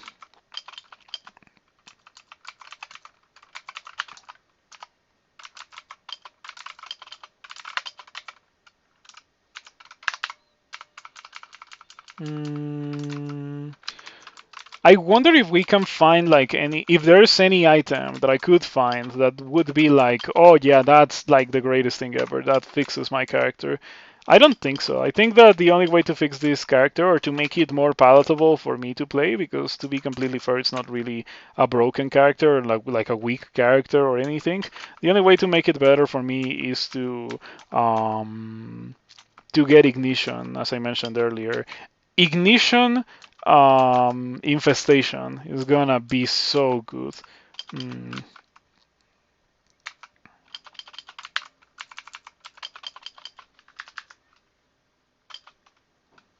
Castable region was in charms too, yeah. So many charms. The school itself was removed. So not only the haste spell was removed, but also the school, because recasting above every fight is rather lame. I do agree with the devs in that regard. Like, there's some buffs that you can cast every fight in the game, like that still exist. Like also Kubu's armor, Frozen Ramparts is also something that I would consider to be just that. Wereblood, Swiftness. There's some spells that are like that, and I don't really use them that much. So yeah, they're lesser impact things than Haste and Regen, but they're still spells that you cast every fight. So I wonder why those are not removed or reworked. In reality, I think that the whole system could use quite a bit of a rework. Um, I need enchant armor. There's 2 scrolls of enchant armor right here that I am going to read to enchant these boots of flying, because at this point it is unlikely that I'll receive anything better than them, and I kinda do need a bit of armor class. Now I'm at 16 armor class, 33 evasion. Very respectable indeed. I think when I get Ignition, I may forget about Iron Shot. There is one little issue with that, however, and that is that by forgetting Iron Shot, I also lose my only spell that hurts Orbs of Fire pretty much. That is not a summon anyway. I guess we're going to Sot now. I wonder if my current character could do some of a Ziggurat. What if I Amnesia Revivification and I go into a Ziggurat? I wonder how bad it would be. My character has spells that eventually will be spells that clear Ziggurats. Like Infestation and Ignition are both pretty good at killing a sizable amount of the levels. Not all of the levels, since levels with monsters that are immune to fire are completely impossible only with Ignition. And by extension, I would like to have something else like Shatter or Polar Vortex to complement it. But I'm not doing that. Like, I'm already super done with this character. I just want to win it and then not play Necromancer unless I really need to for some reason. Once again, I do feel the need to clarify that I don't think it is a weak background or a weak playstyle to just rely on these undead summons. or undead allies. I think that it very, very much doesn't suit what I normally like to do in the game at the pace that I want to go at. So that's why I don't like it. In fact, I like it enough to think that it is probably better as a complement to Ignition. Like, if I have a character with Ignition, I would actively look forward to adding Infestation to the mix because it sounds pretty good in theory. All that's left is for me to make sure of it in practice. That's why I'm training for Ignition right now. But to have it as a main way to kill things, probably not. That probably will result in a fair amount of pain, as we have already experienced with this character. Mm. You like Osokubo's armor because of the encumbrance rating trade-offs and the standstill aspect, but your creed repeatedly recasting it can be a bit much. Like, I guess it's okay now because it's not like 7 spells that you cast every fight. It's only like 1 or 2, and they come with reasonable downsides. So they're not like a no-brainer. Maybe that's the reason why they're still in the game. But I would like them all to just be reworked into not being a thing that you have to cast every fight that you get into. Um, the way that Hellcrawl does it is, in my opinion, the correct way to do it because Hellcrawl has. Wow, those guys didn't walk after me. Okay, they're coming now. Hellcrawl has a mechanic where your buffs, instead of being something that you have to constantly recast, they are something that you cast once and they take off a certain portion of your mana bar relative to the cost of the spell, so you have less mana. Which is a pretty genius way to do it. I wish that was in normal crawl. But I don't know if it will ever make it into normal crawl. Hellcrawl or Hellmonk, which who is the developer of Hellcrawl, is now an official developer for crawl. So maybe there's a reasonable chance for that to eventually, become a thing that exists in crawl. Definitely hopeful for that. But yeah, who knows? Probably not, since it's already been so long since Hellmonk was added as a developer, and still nothing like that has happened. Um, you've seen other games do that. Tome works that way. You've seen it done in Diablo-like games such as Grim Dawn. I don't know about the Diablo-likes. And my experience with Tome was rather brief and quite a while ago, so I don't really remember. Um, I really don't remember. I think they're more like suppressed memories more than me forgetting about how Tom works. So I shall take your word on that. Oh, nice. We got Thunderclouds. And by nice, I mean that it is literally the worst thing that I could have gotten. Thunderclouds are the worst cloud that exists in the game, in my opinion, since they have one weakness that no other cloud has, which is the fact that they are unreliable. They don't hit monsters every turn, and when they do, they don't particularly deal significantly larger amounts of damage compared to other clouds. I mean, it says that it does in the learn database, but I am skeptical. Fairy skills. They're not terrible this time, but they're also not very good, so I'm not gonna use them. You enjoyed Tome, but it's a very flawed game in a number of ways. Yeah, I agree so much. Like, you know what? Tom has exactly one thing that prevents me from ever playing it again. That thing is the existence of patrols in its overworld. I think the overworld existing is also very awful in Tom's like from Tom to have. Like, I wish it didn't exist, the overworld, but it is not as detrimental to the experience as the existence of patrols instead overworld. The difficulty from the patrols varies widely. It adds so much annoyance to the core gameplay loot. Something that Crawl does very easily and very simply in the form of a menu is something that in Tome I guess there's a menu for going back to the overworld, but once you're in the overworld, you have to manually traverse it, which is awful. I definitely despise that quite a bit.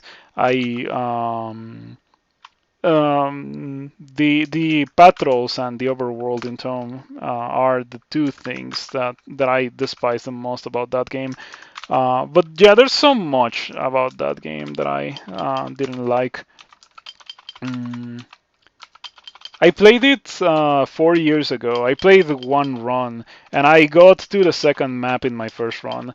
Um, with very little usage of spoilers. So I didn't know that in the second map I was gonna get absolutely dumpstered by the first patrol that I found.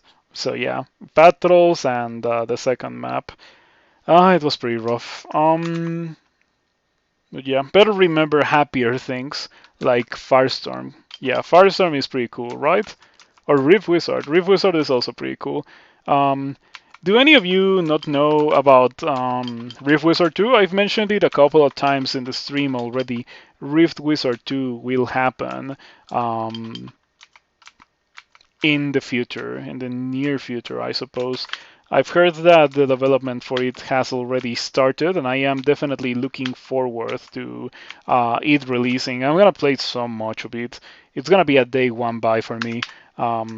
I enjoyed Rift Wizard quite a bit. It's probably one of my favorite games ever, so I'm really excited for it. The overworld is definitely not a necessity.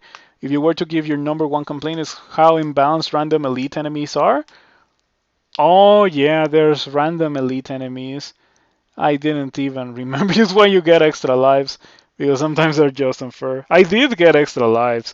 I did get one extra life, which I immediately lost to my first to my first battle in the second map. Yeah, that was a thing that happened. Ooh, I got acid. That's nice. Oh yeah, the Draconians changed colors. Now the purple Draconian shifters are purple. That's nice. And the black Draconian knights are deep blue, which I appreciate. Red Draconian Scorchers are are bold red. I like this change so much. It was such a good change. I read about it over the weekend. Let me drink attraction. So I can pull these guys into the acid. They're all affected by infestation, but it doesn't matter since whatever scarabs I get from these guys dying to the acid, they're just gonna die to the acid as well. Well, that sucks. That sucks. I got pushed away, or I got moved away from my acid. So now these guys that were affected by the acid are no longer gonna be affected by it. I'm gonna use one of the brutes here.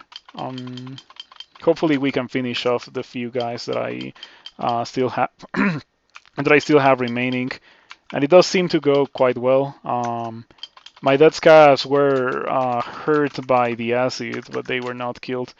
Oh boy, there's an invisible. Yeah, this black draconian knight is gonna be super painful because I don't have. I have iron shot. I guess we can try to kill it with iron shot.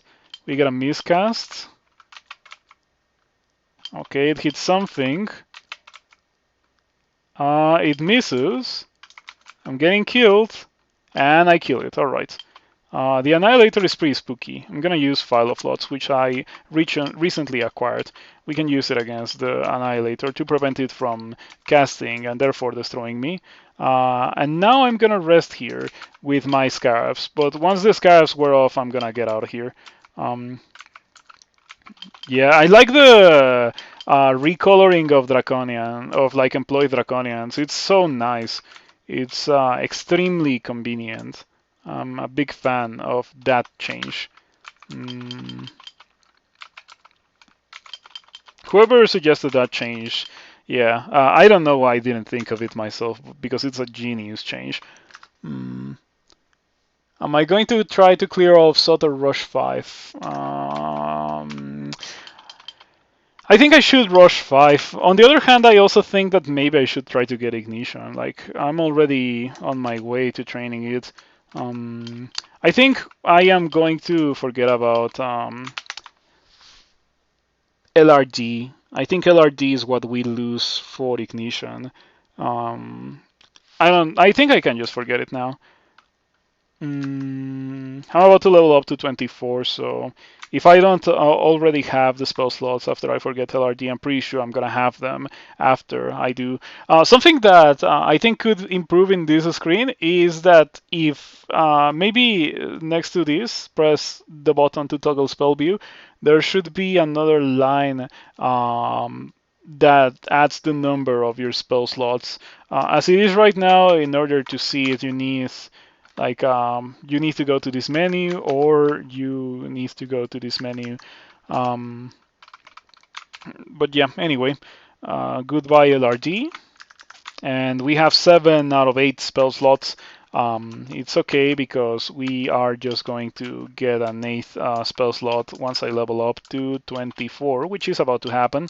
And I anticipate that by the time I level up to 24, I'm also going to be able to cast infestation already, so it will all line up quite perfectly.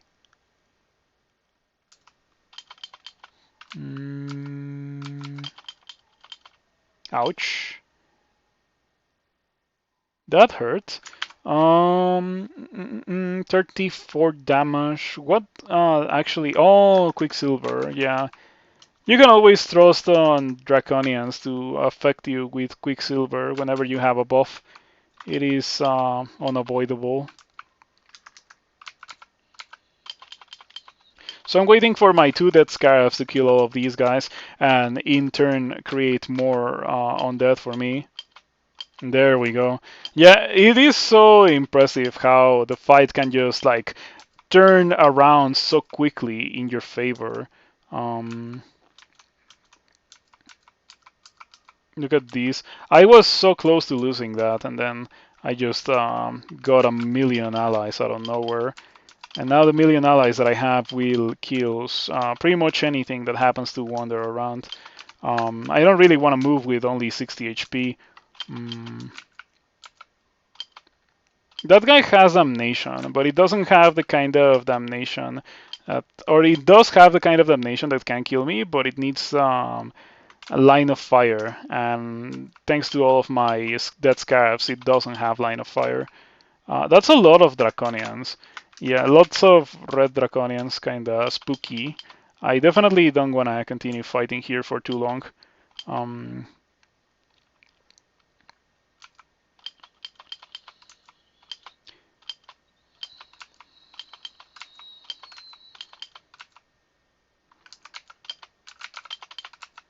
okay. As long as I can wait for my allies to get rid of everything over there, it's really not an issue. You can just sit here and wait for them to get rid of everything. It didn't go bad at all. Back at the full HP. Not bad, not bad. Not very close to leveling up to 24. Looking forward to that.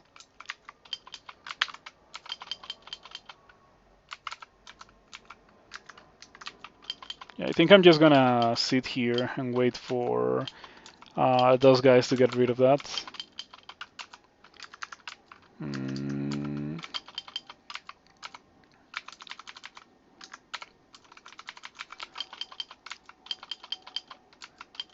Did they get abjurated away? I think they did, because like they just disappeared out of nowhere without killing the Shadow Dragon. But there doesn't seem to be another dude coming after me, so I don't know what happened there. Pretty busy even for Sotwan. No, I don't think it is. I think what's happening is that every fight is actually like taking me forever. Normally I do have this amount of fights and draconian bands and stuff, but it doesn't look like this because my characters just kill things so quickly. With this one, however, yeah, it's taking me forever to get anything done. Really looking forward to Ignition. To leveling up to 24 as well, so I can actually use Ignition.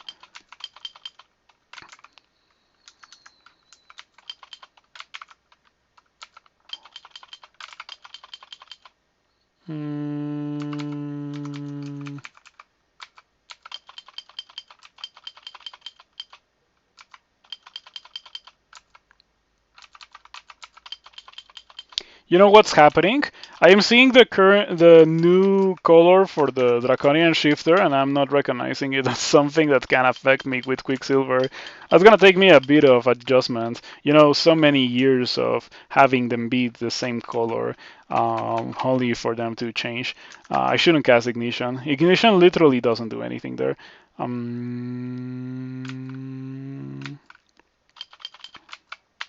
Wow, I got a lot of undead things here. Not bad. I would like to not have a Berserk Stern Dragon next to me, please. Thank you.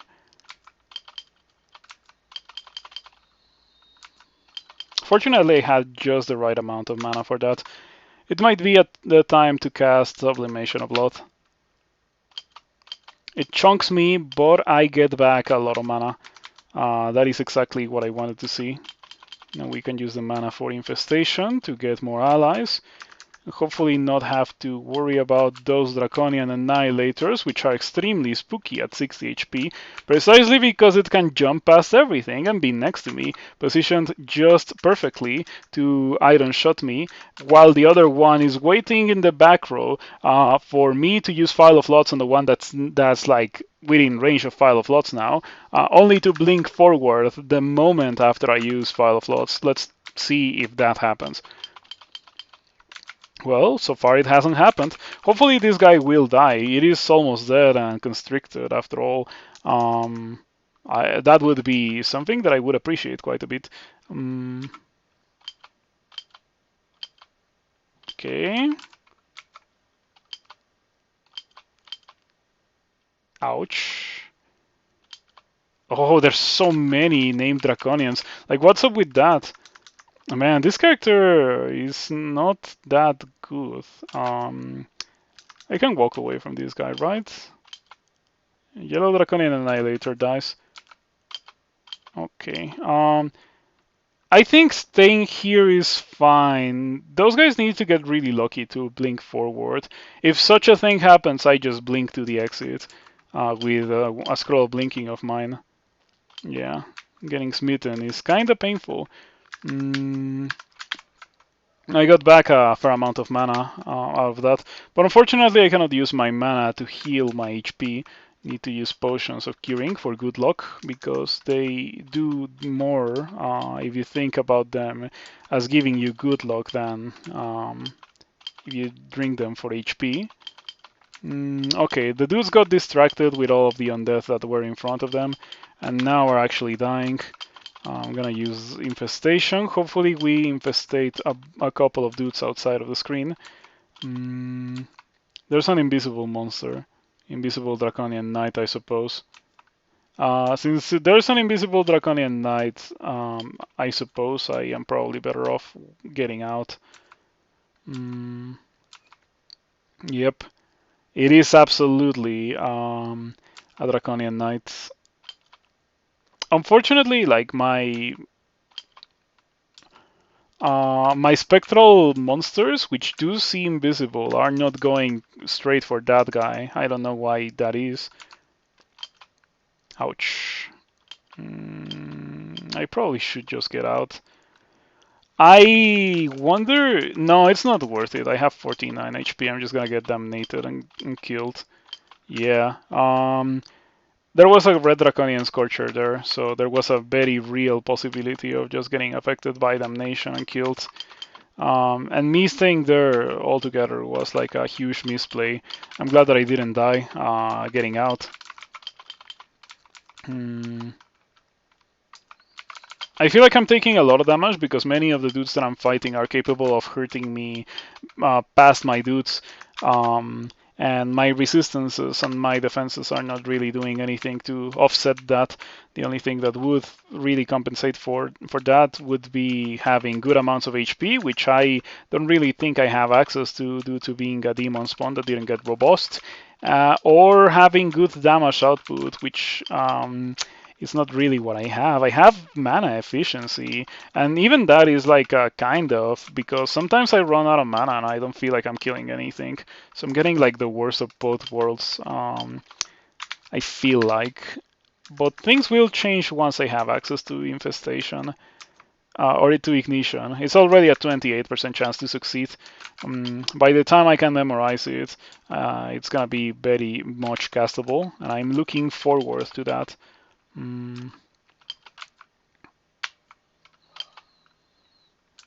I don't want to fight next to that alarm trap. That could be a serious issue if it triggers against me.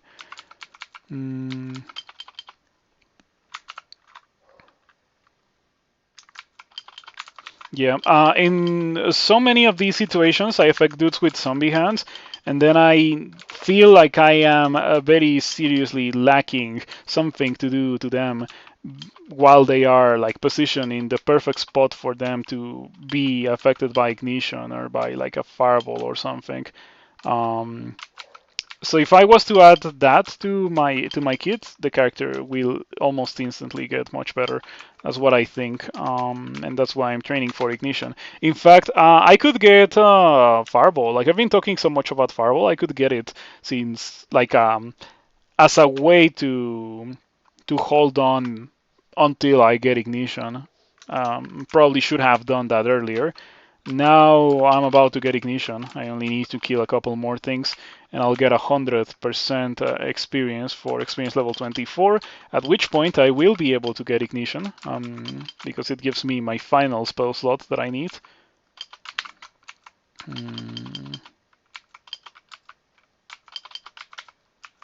Remember the late fireball? That was a not one. I did use the late fireball a lot actually. The late fireball, the late fireball was a thing that was not terrible to have uh, on on characters that already had fireball. Like it just complemented fireball quite well. Um, since getting it also didn't cost that much if you had normal fireball, it was a nice thing to have on any character that had fireball. Maybe it is because of that it was removed, because it was kind of a no-brainer. I like to get it because it was a way, like the action that the late fireball released was instant, so it didn't take up a turn, and it also didn't cost any mana to release the late fireball. It was a decent panic button on spellcasters that ran out of mana. It was actually really nice. And probably because of that free attack every fight thingy that you mentioned, it was not something that was compatible with the current design of the game. Once again, it's just like recasting every fight and having it be annoying. There were other spells that were removed for precisely the same reasons, so it is only understandable that their late fireball was also part of the casualties when the removals eventually did happen. I like Ignition. Ignition could have never come to life if it was not for the removal of the late fireball, so I appreciate the fact that Ignition exists now. I have resistance, so I'm not afraid of this electric golem. Oh, I have Haunt. Why am I not using Haunt? Yeah, shot like 5 iron shots and this guy's still alive and kicking. It's so annoying. It's not dying. Not that Ignition would do a lot against this guy. But yeah, look at this guy. This guy is really on another level. Finally. Okay, and level up to 24. Give me Ignition.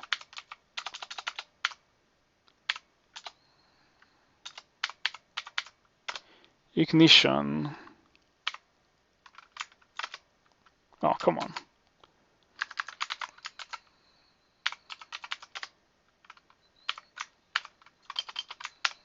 22% chance to miscast, but we're getting pretty close to the 17 fire magic that I think I'm gonna need in order to be able to cast it. Looking forward to it. Really, really looking forward to it.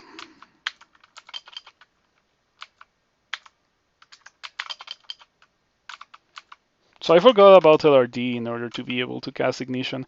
That's fine. I'm just gonna kill these guys with Haunt. Maybe I should have forgotten about Iron Shot instead, since Iron Shot and Haunt kinda overlap with each other somewhat, with Haunt having more range. In fact, when I first got Haunt, I did directly compare it with Iron Shot. I just called it better Iron Shot for the purposes of my character. And I have to say that's not such an incorrect assessment of what Haunt ended up being for this character. Good way to deal some serious single target damage.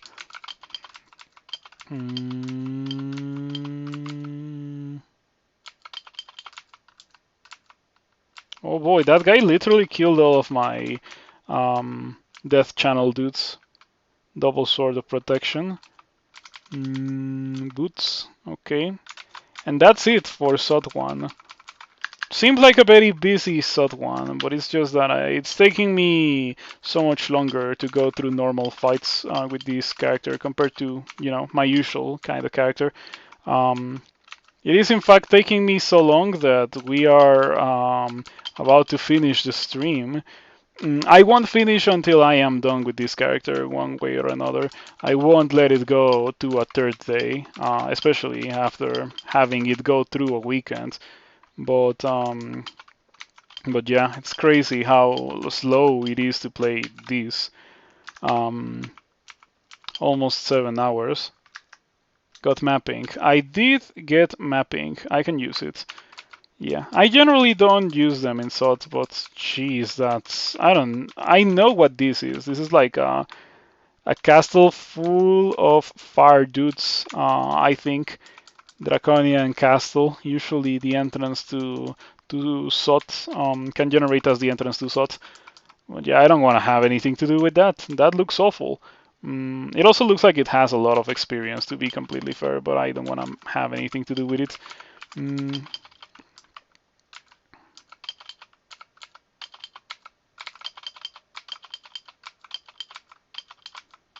It would be great if these raids just happen to kill these two Draconians. And they kinda are killing these two Draconians. Well, rather, they did kill the two Draconians.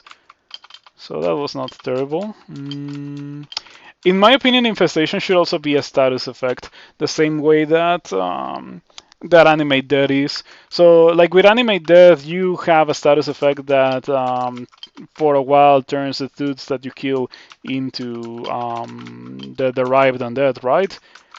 With Infestation, it should be the same, but obviously instead of getting the zombies, you get the dead scarabs. I feel like that would be a significant buff because I absolutely despise the whole targeting an area to not deal damage, to just kill the things. Yeah, that's gotta be one of my least favorite things about Infestation. Also, the dudes, it should be like Animate Death, really. Just like Animate Death, with the whole the death scarabs lasting forever. It would be worthy of the power of a level 8 spell if it was like that. But I may be like saying absolutely crazy stuff, since after all I am not so much of a fan of what I currently have going on with this infestation spell. And maybe it is actually busted.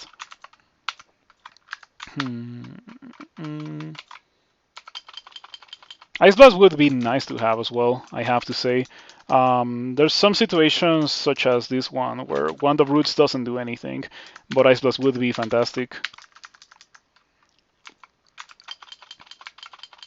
Okay, I don't want to have anything to do with a Berserk Tentacled Monstrosity. That's a pretty good blink because those guys cannot get to me. Not even this one, right? It doesn't. Oh, it can travel through water. That means that it can. At least the other ones can't. Your own strategy is to try to always map SOT so you can find a short path down with mineral fights. You're never sure if that's safer or if it's safer to full clear. I feel like for SOT 5 it's safer to full clear. But for the other levels, that works quite well. I also do it with some of the weaker characters that I have. As you can see on this one, it is very reasonable to just do that. But I need some experience too, because I really want to cast Ignition. In fact, I'm just going to cast it right now. So satisfying. to have a spell that actually hits many dudes at the same time and deals a good amount of damage. The Black Draconian flies. That is important to keep in mind. Black Draconians fly, and so it is very much not a possibility to hide behind deep water in order to get them.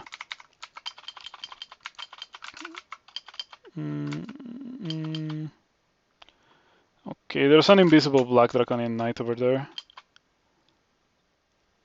It is a Black Draconian Knight, right? I think Black Draconian Knights have Bolt of Cold.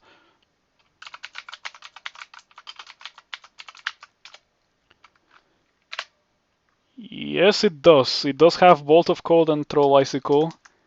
Alright. My last Bolt of Cold misses. Yep.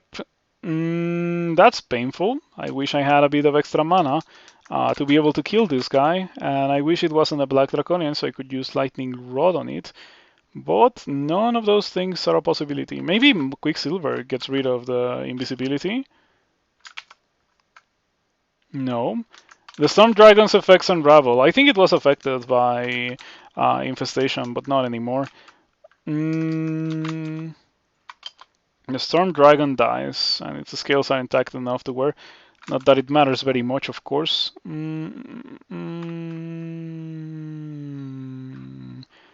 I guess I can use Mind Burst. Mind Burst doesn't... yeah, it's not gonna fail. Nice. Alrighty, Mind Burst did end up being the solution. Draconians don't have that much willpower. They have about the same amount of willpower as a player would at this point in the game if the player was not wearing any willpower items. And as we all know, a player not wearing any willpower items is pretty much a player asking to die horribly to hexes. So by extension, you can apply the same reasoning to the Draconians, not to the Dragons. The Dragons actually have good willpower. I was thinking that maybe the hexes being more powerful mutation did something for my wands, but I don't think so. Advolt has some books. What is that? Summoning, Slungblades, Ice Magic, and Throwing. I guess I have to be grateful that none of them are appealing to my character, because 4 manuals in a Bolt is quite something. Anyway, 13% chance to miscast Ignition. We are getting places. Let me cast Infestation on these guys. I want them to align so I can zombie hands them. And then Ignition. And then Ignition. And then Ignition. And then Ignition if I could see the Shadow Dragon. Oh wow, I miscast it twice. I wonder what were the odds of miscasting it twice. Probably not that low actually. Nice, I got some HP back from these guys, so generous. That always serves as a reminder that I have Sublimation of Blood and I should probably, make use of it.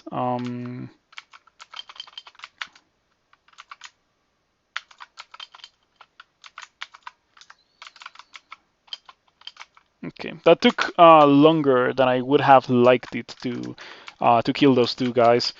But it was only 2 guys, right? I think I would like to think that the reason why it took so long it was because there were only 2 guys. Maybe if there had been more than 2 guys, it would have actually killed everyone faster.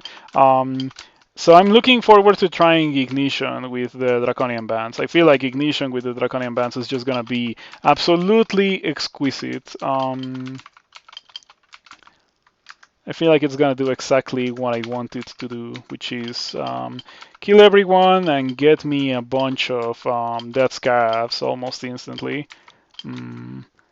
I feel like it's kind of lame that Infestation is a level 8 spell that doesn't deal damage. Like it has the kind of targeter that Firestorm has, and it doesn't deal any damage at all. That's kind of whack. I've always thought that Infestation should deal a bit of damage, because like it only makes sense. Like if you're infested by dead scarabs, that sounds rather painful, right? Yes, push to start chainsaw is what I want to with ignition. That's why I got it. Mm,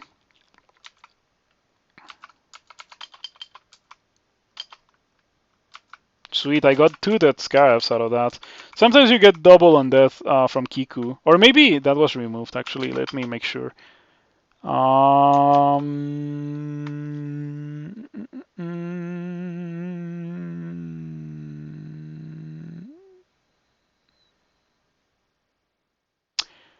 I think that was removed, huh? Or at least it's not here anymore. Doesn't say anything about sometimes getting more on deaths. But it used to be the case that Kiku got you more undead allies. When was that removed? That version of Kiku was actually pretty sweet. Anyway, we're pretty much done with SOT 2. Let's go down to SOT 3. And this is exactly what I wanted to see. Let me cast some infestation on these guys. And then let's cast some anime death, or like death channel rather. And then the moment of truth.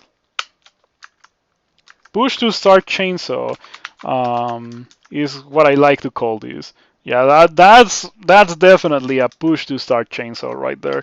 Um, I should have done that so much earlier. This feels great. Like that was what 3 turns into a fight, and now look at the state of that draconian band. Everything is dead, and the Kirsto that is about to fight me is just gonna get absolutely dumpstered by all of my undead. It doesn't stand a chance. Yeah, it's just gonna get absolutely mauled. Even if it was somehow to survive all of those guys, I can just run at it and cast Dispel Undead on it. Prime with Infestation, start with Ignition, and that was like 15 allies immediately. Yes, it is exquisite. That's really, in my opinion, the way that I am going to go forward whenever I have a character that, for some reason, wants to use Derived on that. And that reason, like I say for some reason, but there's actually like a pretty good reason to want to go for it. I think that moving on, like from now on, I'm gonna try to add a spell that is like a good mana value spell, and I feel like Infestation is exactly that. Like, sure, it may not deal damage directly, but after you're done casting all your ignitions and you're out of mana, you will have a ton of allies to cover for you. Mm, so yeah, it is just perfect. Like in this situation, this is gonna be crazy. I need some mana, so I'm just gonna cast a bit of um, Sublimation of Blood, and then we get some allies. Not as many allies as I would like, and we are still in a rather rough spot. So I'm going to chase after that with File of Floods, and I'm still taking a lot of damage. I took 44, but I would like to know what dealt 44. Um,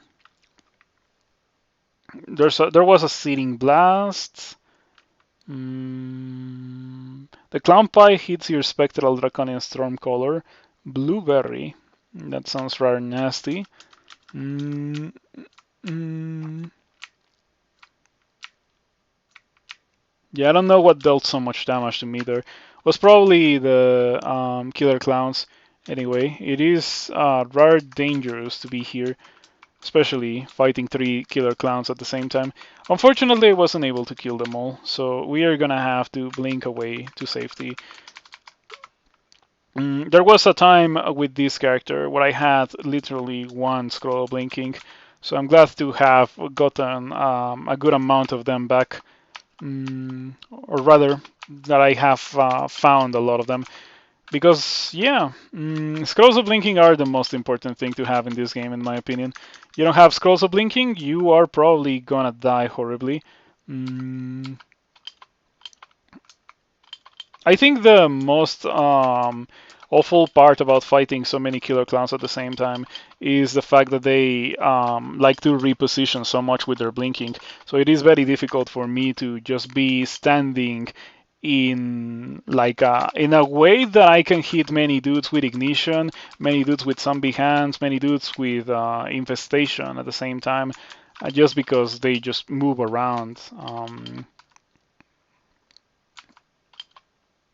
Okay, I don't know what happened with the raids, but they kinda all disappeared.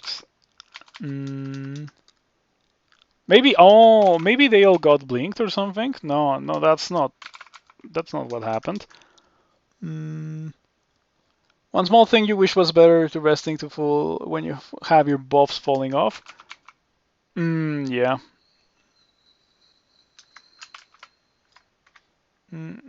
I agree with that one. Infested. Not infested. Not infested. Infested. So I'm gonna cast Infestation again. I got a miscast, delightful.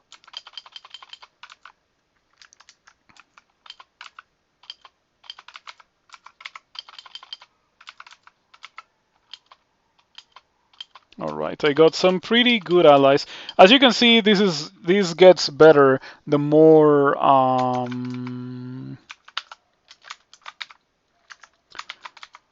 dudes I'm fighting at the same time. I anticipate that SOT 5 is gonna be super easy because of that. It may be super easy or it may be super hard. You really don't know how it's gonna go with this. Mm. Yeah, I feel like I want just a teeny tiny bit of spellcasting, fire magic, and necromancy, so I have better success rates in my level 8 spells. It is important to remember that I have revivification in case of dire absolute need. Um, it is a very powerful panic button, but a very panicky panic button indeed. Mm, not something to be used lightly.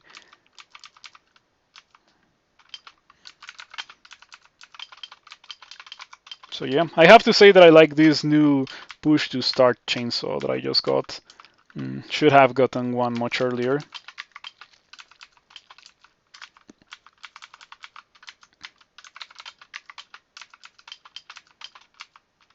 That's a ghost moth with a character that has a rather hard time killing a ghost moth because zombie hands doesn't hit invisible monsters, and I amnesia del RD. This might be complicated. Yeah, I'm gonna drink invisibility because I cannot afford to lose all my mana. I wish I had an ally that's so invisible. The iron shot hits something, the iron shot doesn't hit something, the iron shot hits something. Alright, I feel like I got rather lucky there. Only took 2 iron shots to kill that.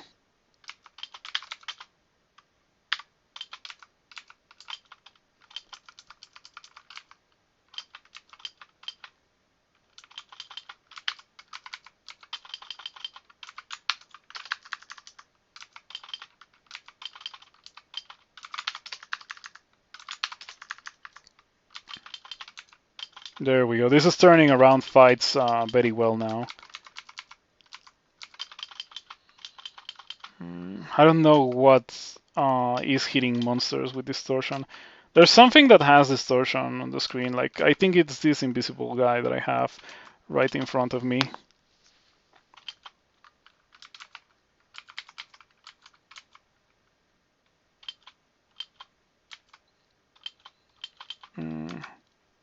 Run out of mana, but I have Sublimation of Blood precisely for these cases. How much damage did I take from that? Gee, 61. That's why I don't like using the spell that much. With a Nugger, it's fantastic. I think it's a really, really good spell for a Nugger. But we are unfortunately not playing a Nugger today. We're playing something with significantly less HP than a Nugger. Okay.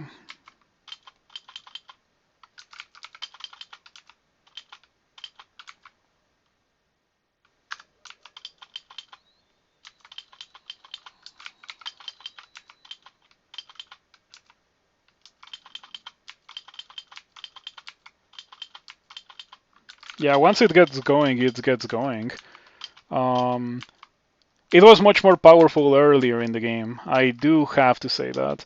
I feel like it was significantly more powerful earlier in the game, but it still kills things. It's just that it takes significantly longer to kill set things.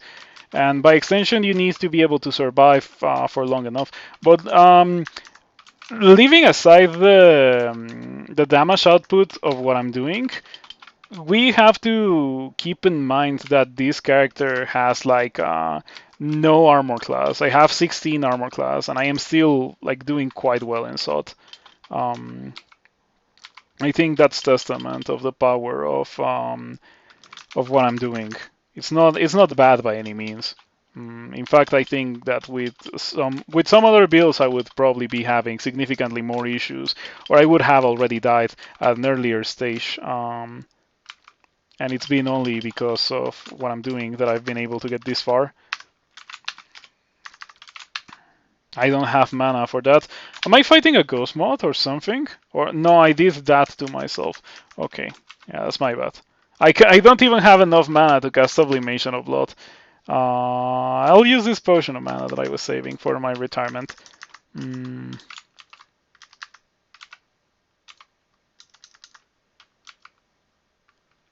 So many berserkers running at me.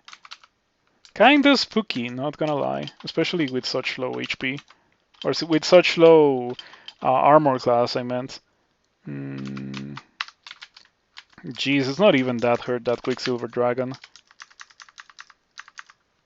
Not the retirement potions. Yeah, I mean, at the end of the day, it's okay because there's nothing after the end of the game. Like, anything that you don't use by the time you win is just wasted. So better use the things.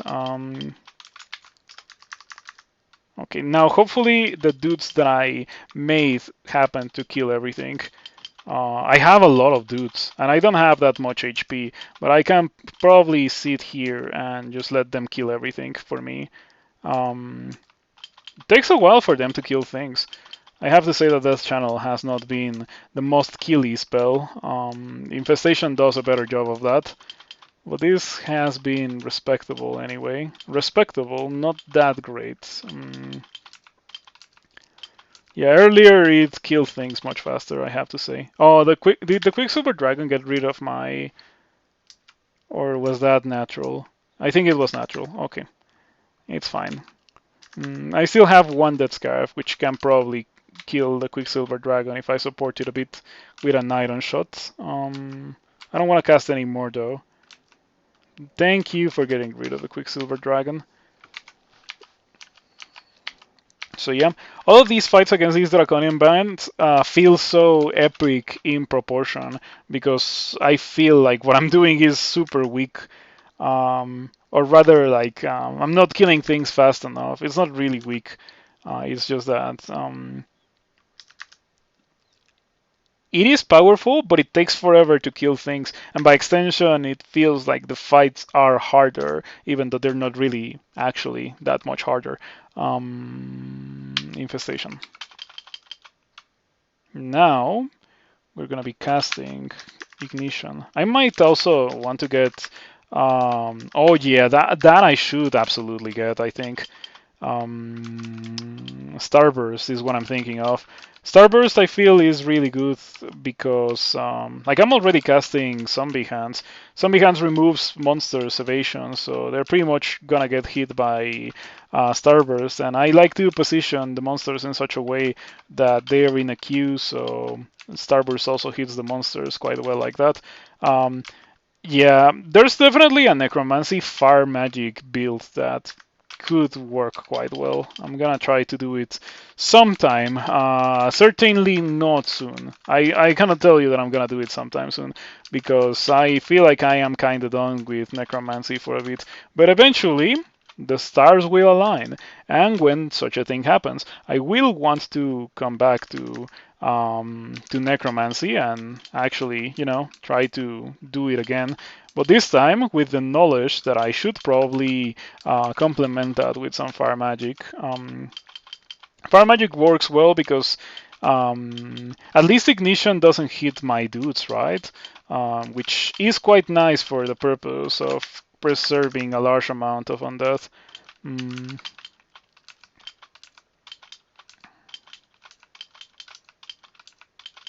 I'm amazed at how long it's taking to kill some of those monsters. Like I feel like some things die super fast and some things take forever. And it's not like necessarily because of the tankiness of some monsters. It's just that bad rolls, I suppose. Hey, the Draconian got rid of the knight's ability. Oh wow, it's a purple draconian knight. It got rid of the knight's invisibility. That's what I meant. It's surprising because they don't really generate anymore. Like I find it really funny that one of these guys generated when like pretty much the first time that I see them after the change of coloring. I'm gonna use Tin of Tremorstones here. Yeah, just get rid of these guys, please. Okay, I got nice amounts of mana, courtesy of this Draconian Knight. Now I cast Sublimation of Blood, I go back to full HP. But Sublimation of Blood really is a scary spell to use. I'm not gonna say that gaining back so much mana is bad because it most definitely is not bad. And it can never be bad, but having that come alongside you losing 40 HP, that's pretty rough. That's not something that I am so much a fan of. I have this spell on that. Why not use this spell on the dude? Mm.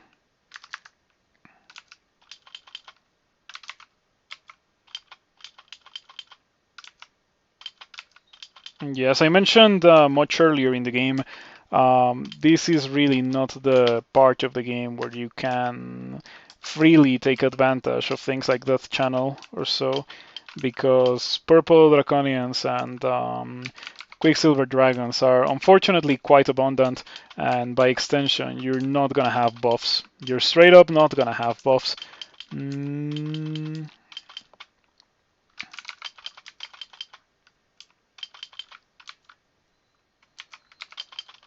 no, I miscast Haunt, or I miscast Infestation rather. Oof, this is so bad. Imagine if I had Irradiate here. That would be good, but I don't have Irradiate, so by extension I should run for my life. But only a teeny tiny bit. Then I can turn around and cast Sublimation of Blood. Hope that it doesn't chunk me for so much. And then Ignition.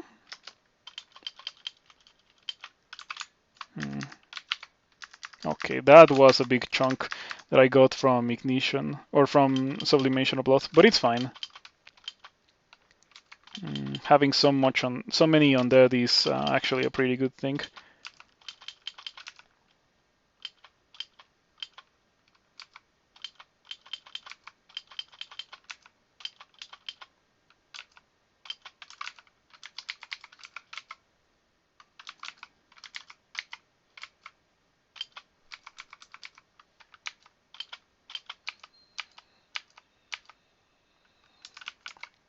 I wonder at what point I'm gonna get my third level of, well, I guess my second level of these. I want my 8 armor class. I have so much armor class from mutations. Like if I didn't have the mutations, I would have 8 armor class right now. The mutations are giving me 16 armor class. Normally, when wearing heavier armor, you would normally have significantly more armor class than this. Like I'm not even talking about like plate or so. Like with plate, you would obviously have more than 16, but I'm talking more like ringmail or swamp scales or things like that. This character is wearing Rove. It is very strange for me to have a character that is wearing Rove, but that's what we're doing indeed. And it is actually not the worst thing ever.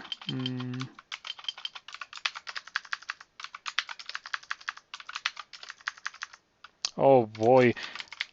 Oh boy, I cannot believe that I cast Ignition so many times and those guys didn't die.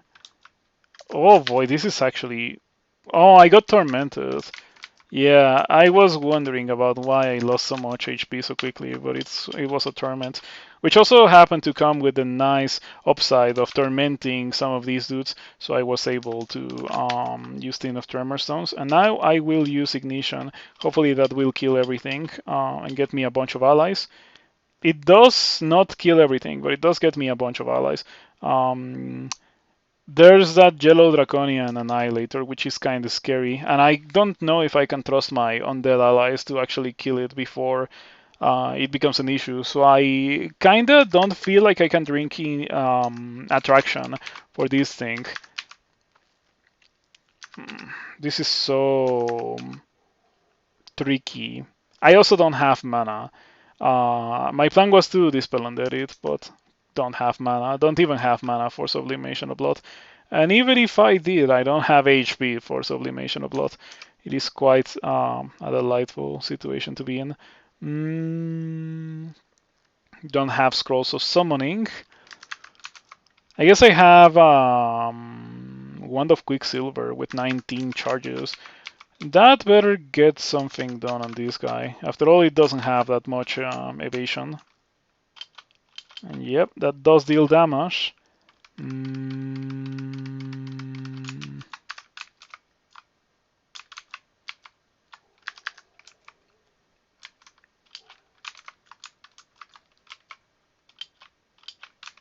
Christos heavily damaged. Jeez, the Yellow Draconian blinked next to me, cutting me off from the exit. That's probably the best spot where the Yellow Draconian could have landed. I should probably consider myself grateful that it also didn't follow that up with an iron shot. Are you waterlogged? Oh, where did that guy even come from? Did it also blink? No, I think it just wandered around from the edge of the screen. This is pretty nasty. Yeah, I don't like this situation. It is so bad on so many different levels. Like this guy is just waiting for this guy to die, so it crystal spears me and I lose. And I don't want to die, not after spending so much time on this character, so I'm gonna blink away from that one. The crystal is destroyed. Things are looking up for this character. Yeah, that guy is just gonna get melted on the undead. It was only dangerous when it was next to me, but now it's no longer next to me. Blinking there was probably overkill or like maybe playing it safe, but I'd rather play it safe than risk the possibility of dying with this character. You know what? This should be in I clearly, lowercase I for infestation.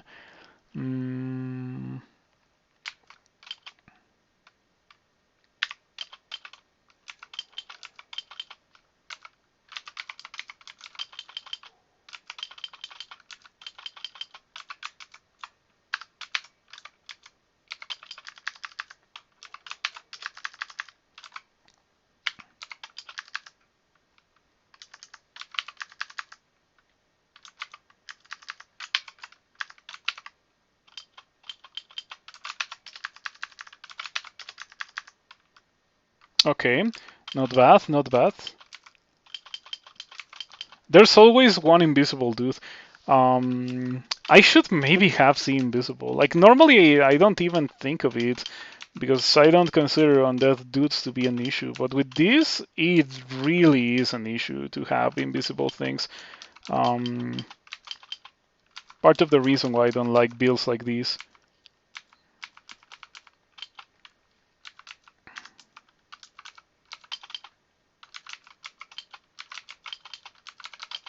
So I hope that you have been enjoying this so far. If you feel like trying a build like this in the future, do let me know about it because I really want to see if I am the only one having an experience like this or if it's a rather common occurrence. I don't want to do that bolt. It's full of purple draconians. That was a purple draconian scorcher. This is that bolt. That's where all those purple draconians from earlier came from. So yeah, I don't want to do that. Well, it's already over, so I guess it's just exploring for the loot at this point. Globes of Infusion, File of Floods, and Necronomicon. Unfortunately, you learned nothing new. But you know what? Like, even though I did end up getting the Necronomicon for free from the game, it's not like I was gonna wait until I got the Necronomicon in SOT 5, right? Like, or in SOT 4. At that point, it's rather useless. The value that I got from getting that gift from Kiku very much exceeded quite heavily the value that I would have gotten from a Pain Weapon. Pain Weapon is probably better earlier in the game, and we're not really early in the game anymore. Um,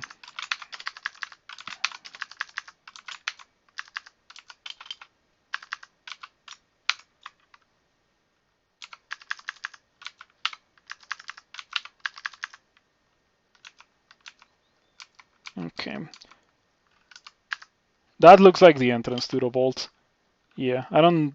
I may actually want to do like a bit of it right now, considering that I have a reasonable, very respectable amount of undead with me. I'm gonna tell them to fall after me and fight outside where I can better take advantage of my numbers and my effects that hit a large area of effect, such as this one, such as ignition. Yep. Oh, that's exactly what I wanted to see from Ignition. It works super well with the Orb Guardians. I only had to cast it twice and then everything died. Mm. And now I have 7 Dead Scarabs ready to melt everything. If only going in wasn't through a tight corridor. If it was an open area, it would be much easier. Mm.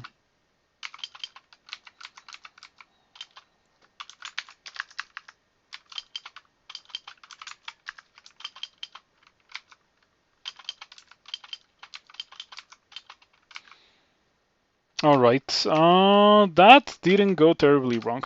Let's read magic mapping. I like to read magic mapping on the final level. That one I do not forget about, because getting access to a trap layout is actually a really important thing. Mm, I've heard some people say, why would you read magic mapping in SOT 5? But no, like you really have to read magic mapping in SOT 5. The one time where I didn't have magic mapping for SOT 5 was so painful. Double teleport traps. Going into the vault might be difficult. Funnily enough, it is not the kind of build where I would shy away from fighting inside of the vault. This build performs better in open spaces, unlike almost every build that I like to play. Where did these guys come from? Anyway, I'm afraid I don't want to be next to Draconian Annihilator. So I'm gonna go upstairs and regain my mana.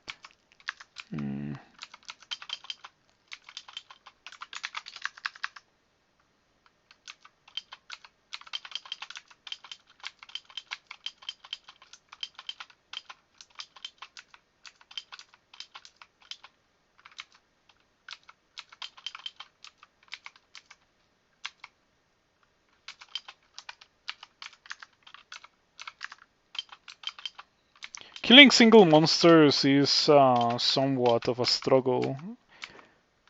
Oh man, there's another one of those ghost mods. That's my final potion of invisibility. But being invisible is only the first part of dealing with this guy, because I do not see invisible myself and therefore cannot affect it with zombie hands. Fortunately, 2 iron shots gets the job done.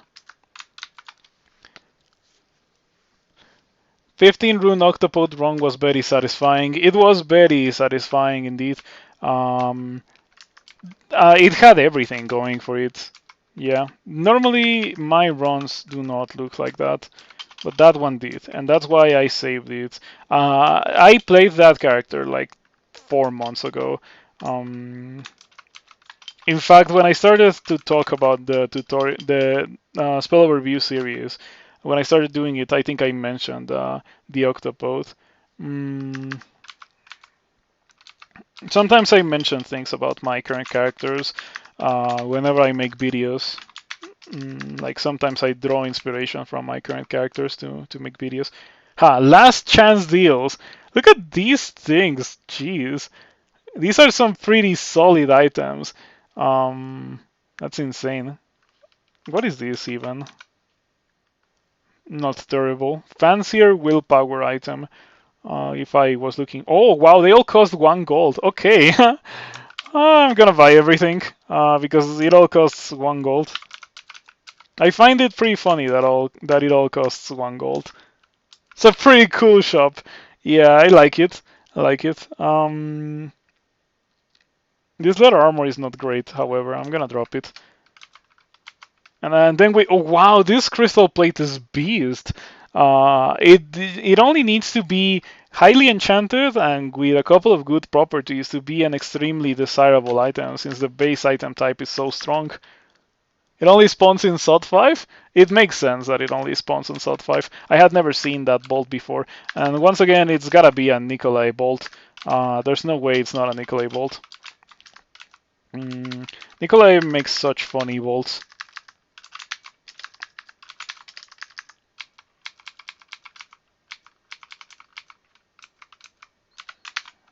I feel like going through this SOT took me an eternity. It really felt like that. I hope that it didn't feel like that to you. Though probably if it did feel like that to you, you're probably not even watching anymore. Anyway, we're done. We just need to get to the Orf, which is normally a very lengthy process when it comes to this place. Normally doing the outside takes me like 2 minutes, and then doing this takes me a solid 15 minutes or so. So we shall see how long it takes me this time. I certainly don't want it to take me too long or much longer. Okay, we blink, and I was hoping that I wouldn't really have to do shenanigans with Scroll of Fogum to control my blink by manipulating the tiles that I can or can't see. And fortunately, that was not necessary. I was able to blink past in my first attempt for these fights. Since I cannot retreat out of this place easily, it is important to preserve a relatively large amount of mana. Better set a cap on evocations before I accidentally overtrain it. I would be extremely sad if I was to overtrain and lose my necromancy title that I've worked so hard for because of that. There was a tournament where I lost a banner that you only get for winning without leveling up any skill beyond 13 by accidentally leveling up one skill beyond 13. I had such a strong character that was able to. I don't even remember what I was doing with that character. I think it was also a demon spawn. It was a demon spawn that was like already capable of winning without having to level up anything too highly. But it accidentally trained the only thing that I hadn't set a stop for. Yeah, it was pretty sad. I should maybe drink a potion of resistance here. My only potion of resistance.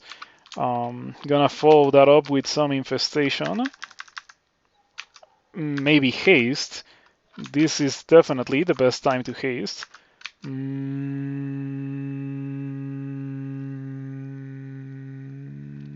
Brilliance? Brilliance. Definitely brilliance. Hopefully I won't get immediately dispelled by this purple draconian. That would be the worst thing ever.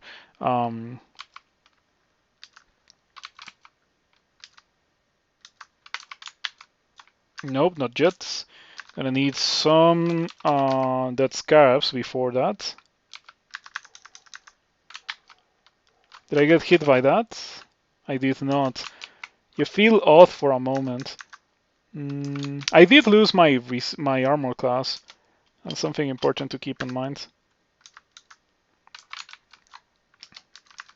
If I had a potion of mana, this would be the perfect time to use it. But I have Sublimation of Blood, which is gonna have to serve a similar purpose. Unfortunately, using Sublimation of Blood when you're fighting two Orbs of Fire with Ignition as your best spell is kind of scary, not gonna lie. Haunt is good for Orbs of Fire, but it is not the greatest thing ever, I feel. The Orb of Fire disappears, so that's one less Orb of Fire that I'm gonna have to deal with right now, which is something that I can appreciate quite a bit. I have my hands full with only one of them.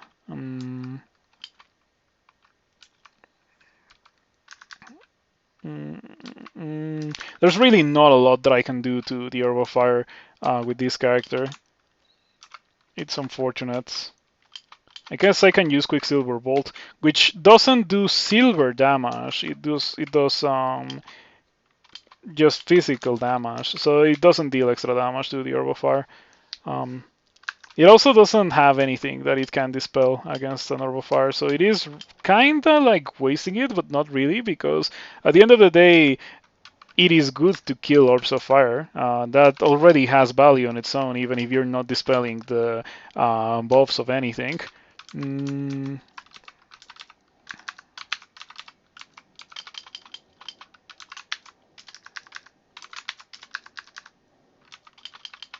okay, looking good with my dead scabs. Some of those draconians are already affected by infestation, so I don't have to worry about them. Even the Moth of Rat is affected by infestation. Those guys are like tap dancing on the Sod Trap. Yeah, like the electric golem is standing on the Sod Trap. I am a bit glad that no nasty effects were inflicted upon me by the Sod Trap. You know, there could be so many things that could have happened, or there were so many things that could have happened. Paralysis, summoning a greater demon, or just other things that I am not very well equipped to deal with. Um, I don't know how you take a character like this to extended, or if it's even possible to take a character like this to extended. Um, Probably winning with only necromancy spells is not something that I would be able to do personally. Maybe someone has already done it, but it's not something that I would have the patience for doing. Um, it's not something that I ever like considered with these characters, so it's not like I'm bailing out of that challenge by getting ignition. From the very beginning, I got some spells that were not conjurations, such as Searing Ray. I got that super early into the game, and it was pretty useful. I said conjurations, and I meant necromancy. I got spells that were not necromancy from the very beginning, so this character was never aiming to do that thing where you win with only necromancy spells. It was just something that I thought of right now because infestation is not on the same level as refrigeration or ignition or the level 9s. Even the necromancy level 9 is not on the same level as other level 9s. I wish that I was fighting more Orb Guardians at the same time, so I could just affect them with a single infestation and infestate them all.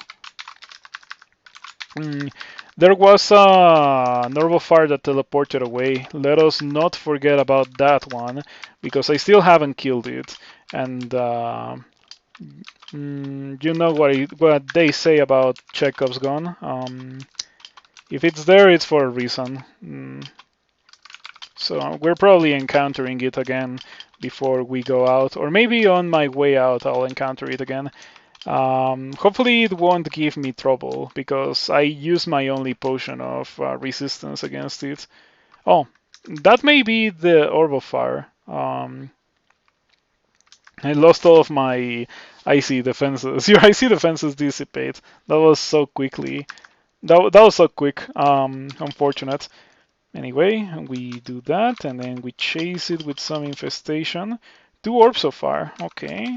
I still have another cast of Haunt available. You have a limit of 8 dudes that you can summon with Haunt.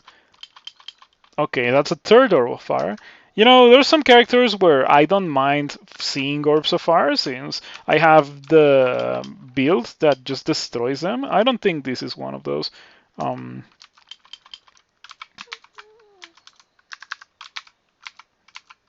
I wonder how different this character would be if instead of getting Ignition, I had gotten something like Polar Vortex. The thing about Polar Vortex is that it really doesn't work with any kind of ally. To be completely fair, if I have to choose between having allies and between having Polar Vortex, I think I'm gonna choose Polar Vortex every time. It's just the nature of having allies. Look at that, 6 Orbs of Fire. You know what I should do? I should just grab the Orb and bail, because I'm not beating 6 Orbs of Fire. And I am going to do exactly that. I'm gonna grab my Orb and bail and run for my life. I cannot even use Ambrosia because I don't have heal wounds. Having some heal wounds would be nice right about now. So I'm drinking Curing for HP. Yeah, I'm just gonna pick this up and not fight that. Like, that's actually a bit unreasonable. On a different character, I would have killed everything. But yeah, we're not playing that kind of character. Okay, if that guy affects me with Mark, this would be awful. So I'm gonna use Fear. Okay, let's take a look at this. It has too much willpower for it to be feared. Fogu and Hope. Okay, it didn't get blocked by Fogu, but it also didn't move, so it was nice. I'm gonna play it safe and just blink past the sod trap or the alarm trap. Okay, do not hit me. It hit me. All right. It's a good thing that I decided to drink potions of curing for HP, because before that I was at around 60, and it would have been pretty rough to get hit by that with 60 HP. I want to block line of sight of the bolt and then blink away, and that kind of did work, but it didn't work as well as I would have liked it to. Yeah, I need Haunt dudes to block the way of the Quicksilver Dragon. It is not even sloth. Jeez, the Haunt guys are not really doing anything. Okay, finally they started hitting the Quicksilver Dragon, and yeah, they were pretty much about to kill it. Okay, get me out of here. I need to get to level 0 of the dungeon. There's a ghost? Oh yeah, there's that ghost in that bolt with 4 potions of or some I was gonna say potions of experience, but it's actually 4 manuals of stuff. Good manuals indeed. Good blink.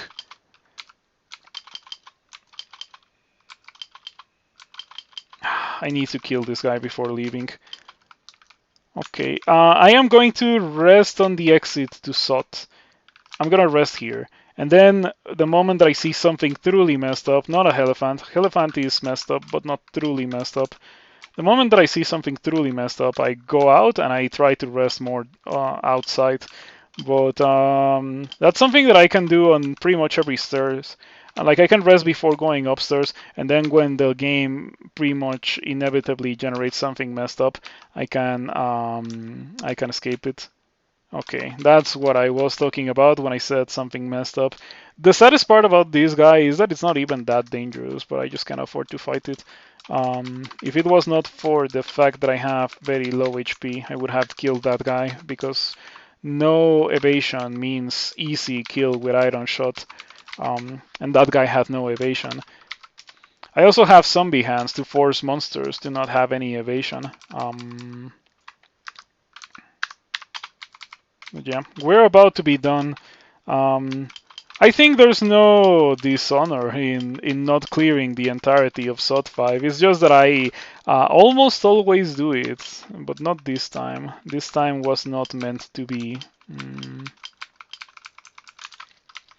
So I am using this Arbalest, and I shot it like twice in the entirety of the game. It was never really something that I wanted to use. I received it late enough in the game that I didn't even consider it as part of as a thing that I wanted to use in order to win the game. I only had it for the intelligence. Maybe it would have not been a terrible idea to, have it be part of my winning kit, apart from the intelligence, since it was a very respectable item in its own regard. But I didn't really feel like doing that. Anyway, I should probably not be walking in this direction since the exit is so close over there. Let's hope that the Brimstone Fiend gets a slowed before it kills me. It's not surrounded by anything that can slow it, but it still dies very quickly. Being surrounded by enemies will kill monsters very, very fast, since monsters have significantly less amounts of defenses that you, the player, do. You, the player, can afford to be surrounded for quite a bit. Monsters, not really. Not even monsters as dangerous as a Brimstone Fiend. Oh boy, going through these levels makes me remember all of the pain that we had to go through in the early game. This character was rough for the entirety of the game, but we're finally over. It's finally over.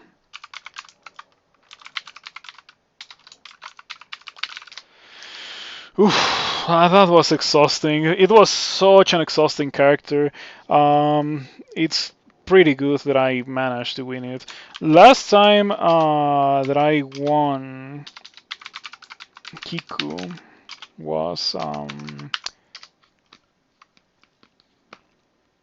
that's not a one. That's not a win. It was last time I played Kiku was in 1st of June. Mm,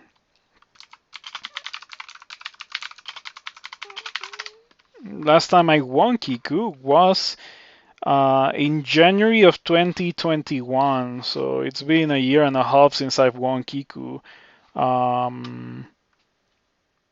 Ogre Venom Mage of Kiku. I think it was during the version where Venom Mage was just the best background in the game.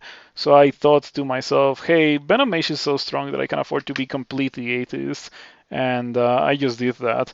This is the first time, I think, ever that I've used Kiku actively as part of my build. And yeah, it's really not for me. It's not weak, but it is not for me. I don't have the patience for this kind of thing. Not only that, but it also took me so long to win. I've had 15 rune games that last less than this. I'm not doing this in quite a while. And I also don't think I am going to put this on YouTube because it took so long for only a 3-run game. There's value in putting it on YouTube because that way I can point at that specific video to people that say, but why do you never play Necromancers, or why do you never play ally builds? And yeah, I can say, here's why. Enjoy the 8 hours, but I don't know if I want to do that. Um, Once and only once you fast traveled to the beginning when you got the orb and got to the game ending one shot without being interrupted. Those kinds of orb runs are very, very pleasant. I feel like when that kind of thing happens, it's just the game rewarding you for winning an extremely difficult character. I've had it happen. I think there's also quite a lot of excitement to be had in some orb runs. Like there's one orb run that I did with a Formicid rather recently where I was stuck fighting 2 Pandemonium Lords in the orb run. Being a Formicid, I was unable to, disengage from them. So I had to fight 2 Pan Lords at the same time with like no corridor or anything. I was at such low HP. It was such a tense moment in the orb run of that character. I even put it on YouTube as a standalone thing. If you go and search for it in my channel, you might be able to look at it. On the other hand, I feel like I have had situations where I run out of SOT 5 and I get to D1 uninterrupted, but I feel like those ones are not as significant as the situations where funny or exciting things happen in the orb run. As another example of funny things happening in the orb run, there was this one time where I went into a treasure trove for a scroll of linking in the orb run, and I went into a treasure trove in the orb run, and I did get a scroll of linking. I think on that particular run I had only gotten like 3 scrolls of linking in the entirety of it, and when I was going out of the treasure trove, I got a seraph generated, and I had to use the scroll of linking that I found in the trove to escape the seraph because I was like a demon spawn or something that got hit extra hard by holy wrath. So I definitely didn't want to fight the seraph. And I thought that was pretty funny. Anyway, I won at experience level 25. I never got the second tier of these, which I would have appreciated. I think that was also the last mutation that I didn't get from the ones that I could have. I didn't think that Powered by Pain was that good. I prefer much more Powered by Death, but it was not to be this time. This time I just didn't get it. Um, some other highlights of the run were these last minute deals, both that I got. Maybe upgrading into the Pearl Scales would have been nice, but yeah, not without armor. I retained the title, Lord of Darkness. Like the title quite a bit. It is the first time that I am going to win with that title. So yeah, let's just go ahead and win the game, get this over with. I am so done with that.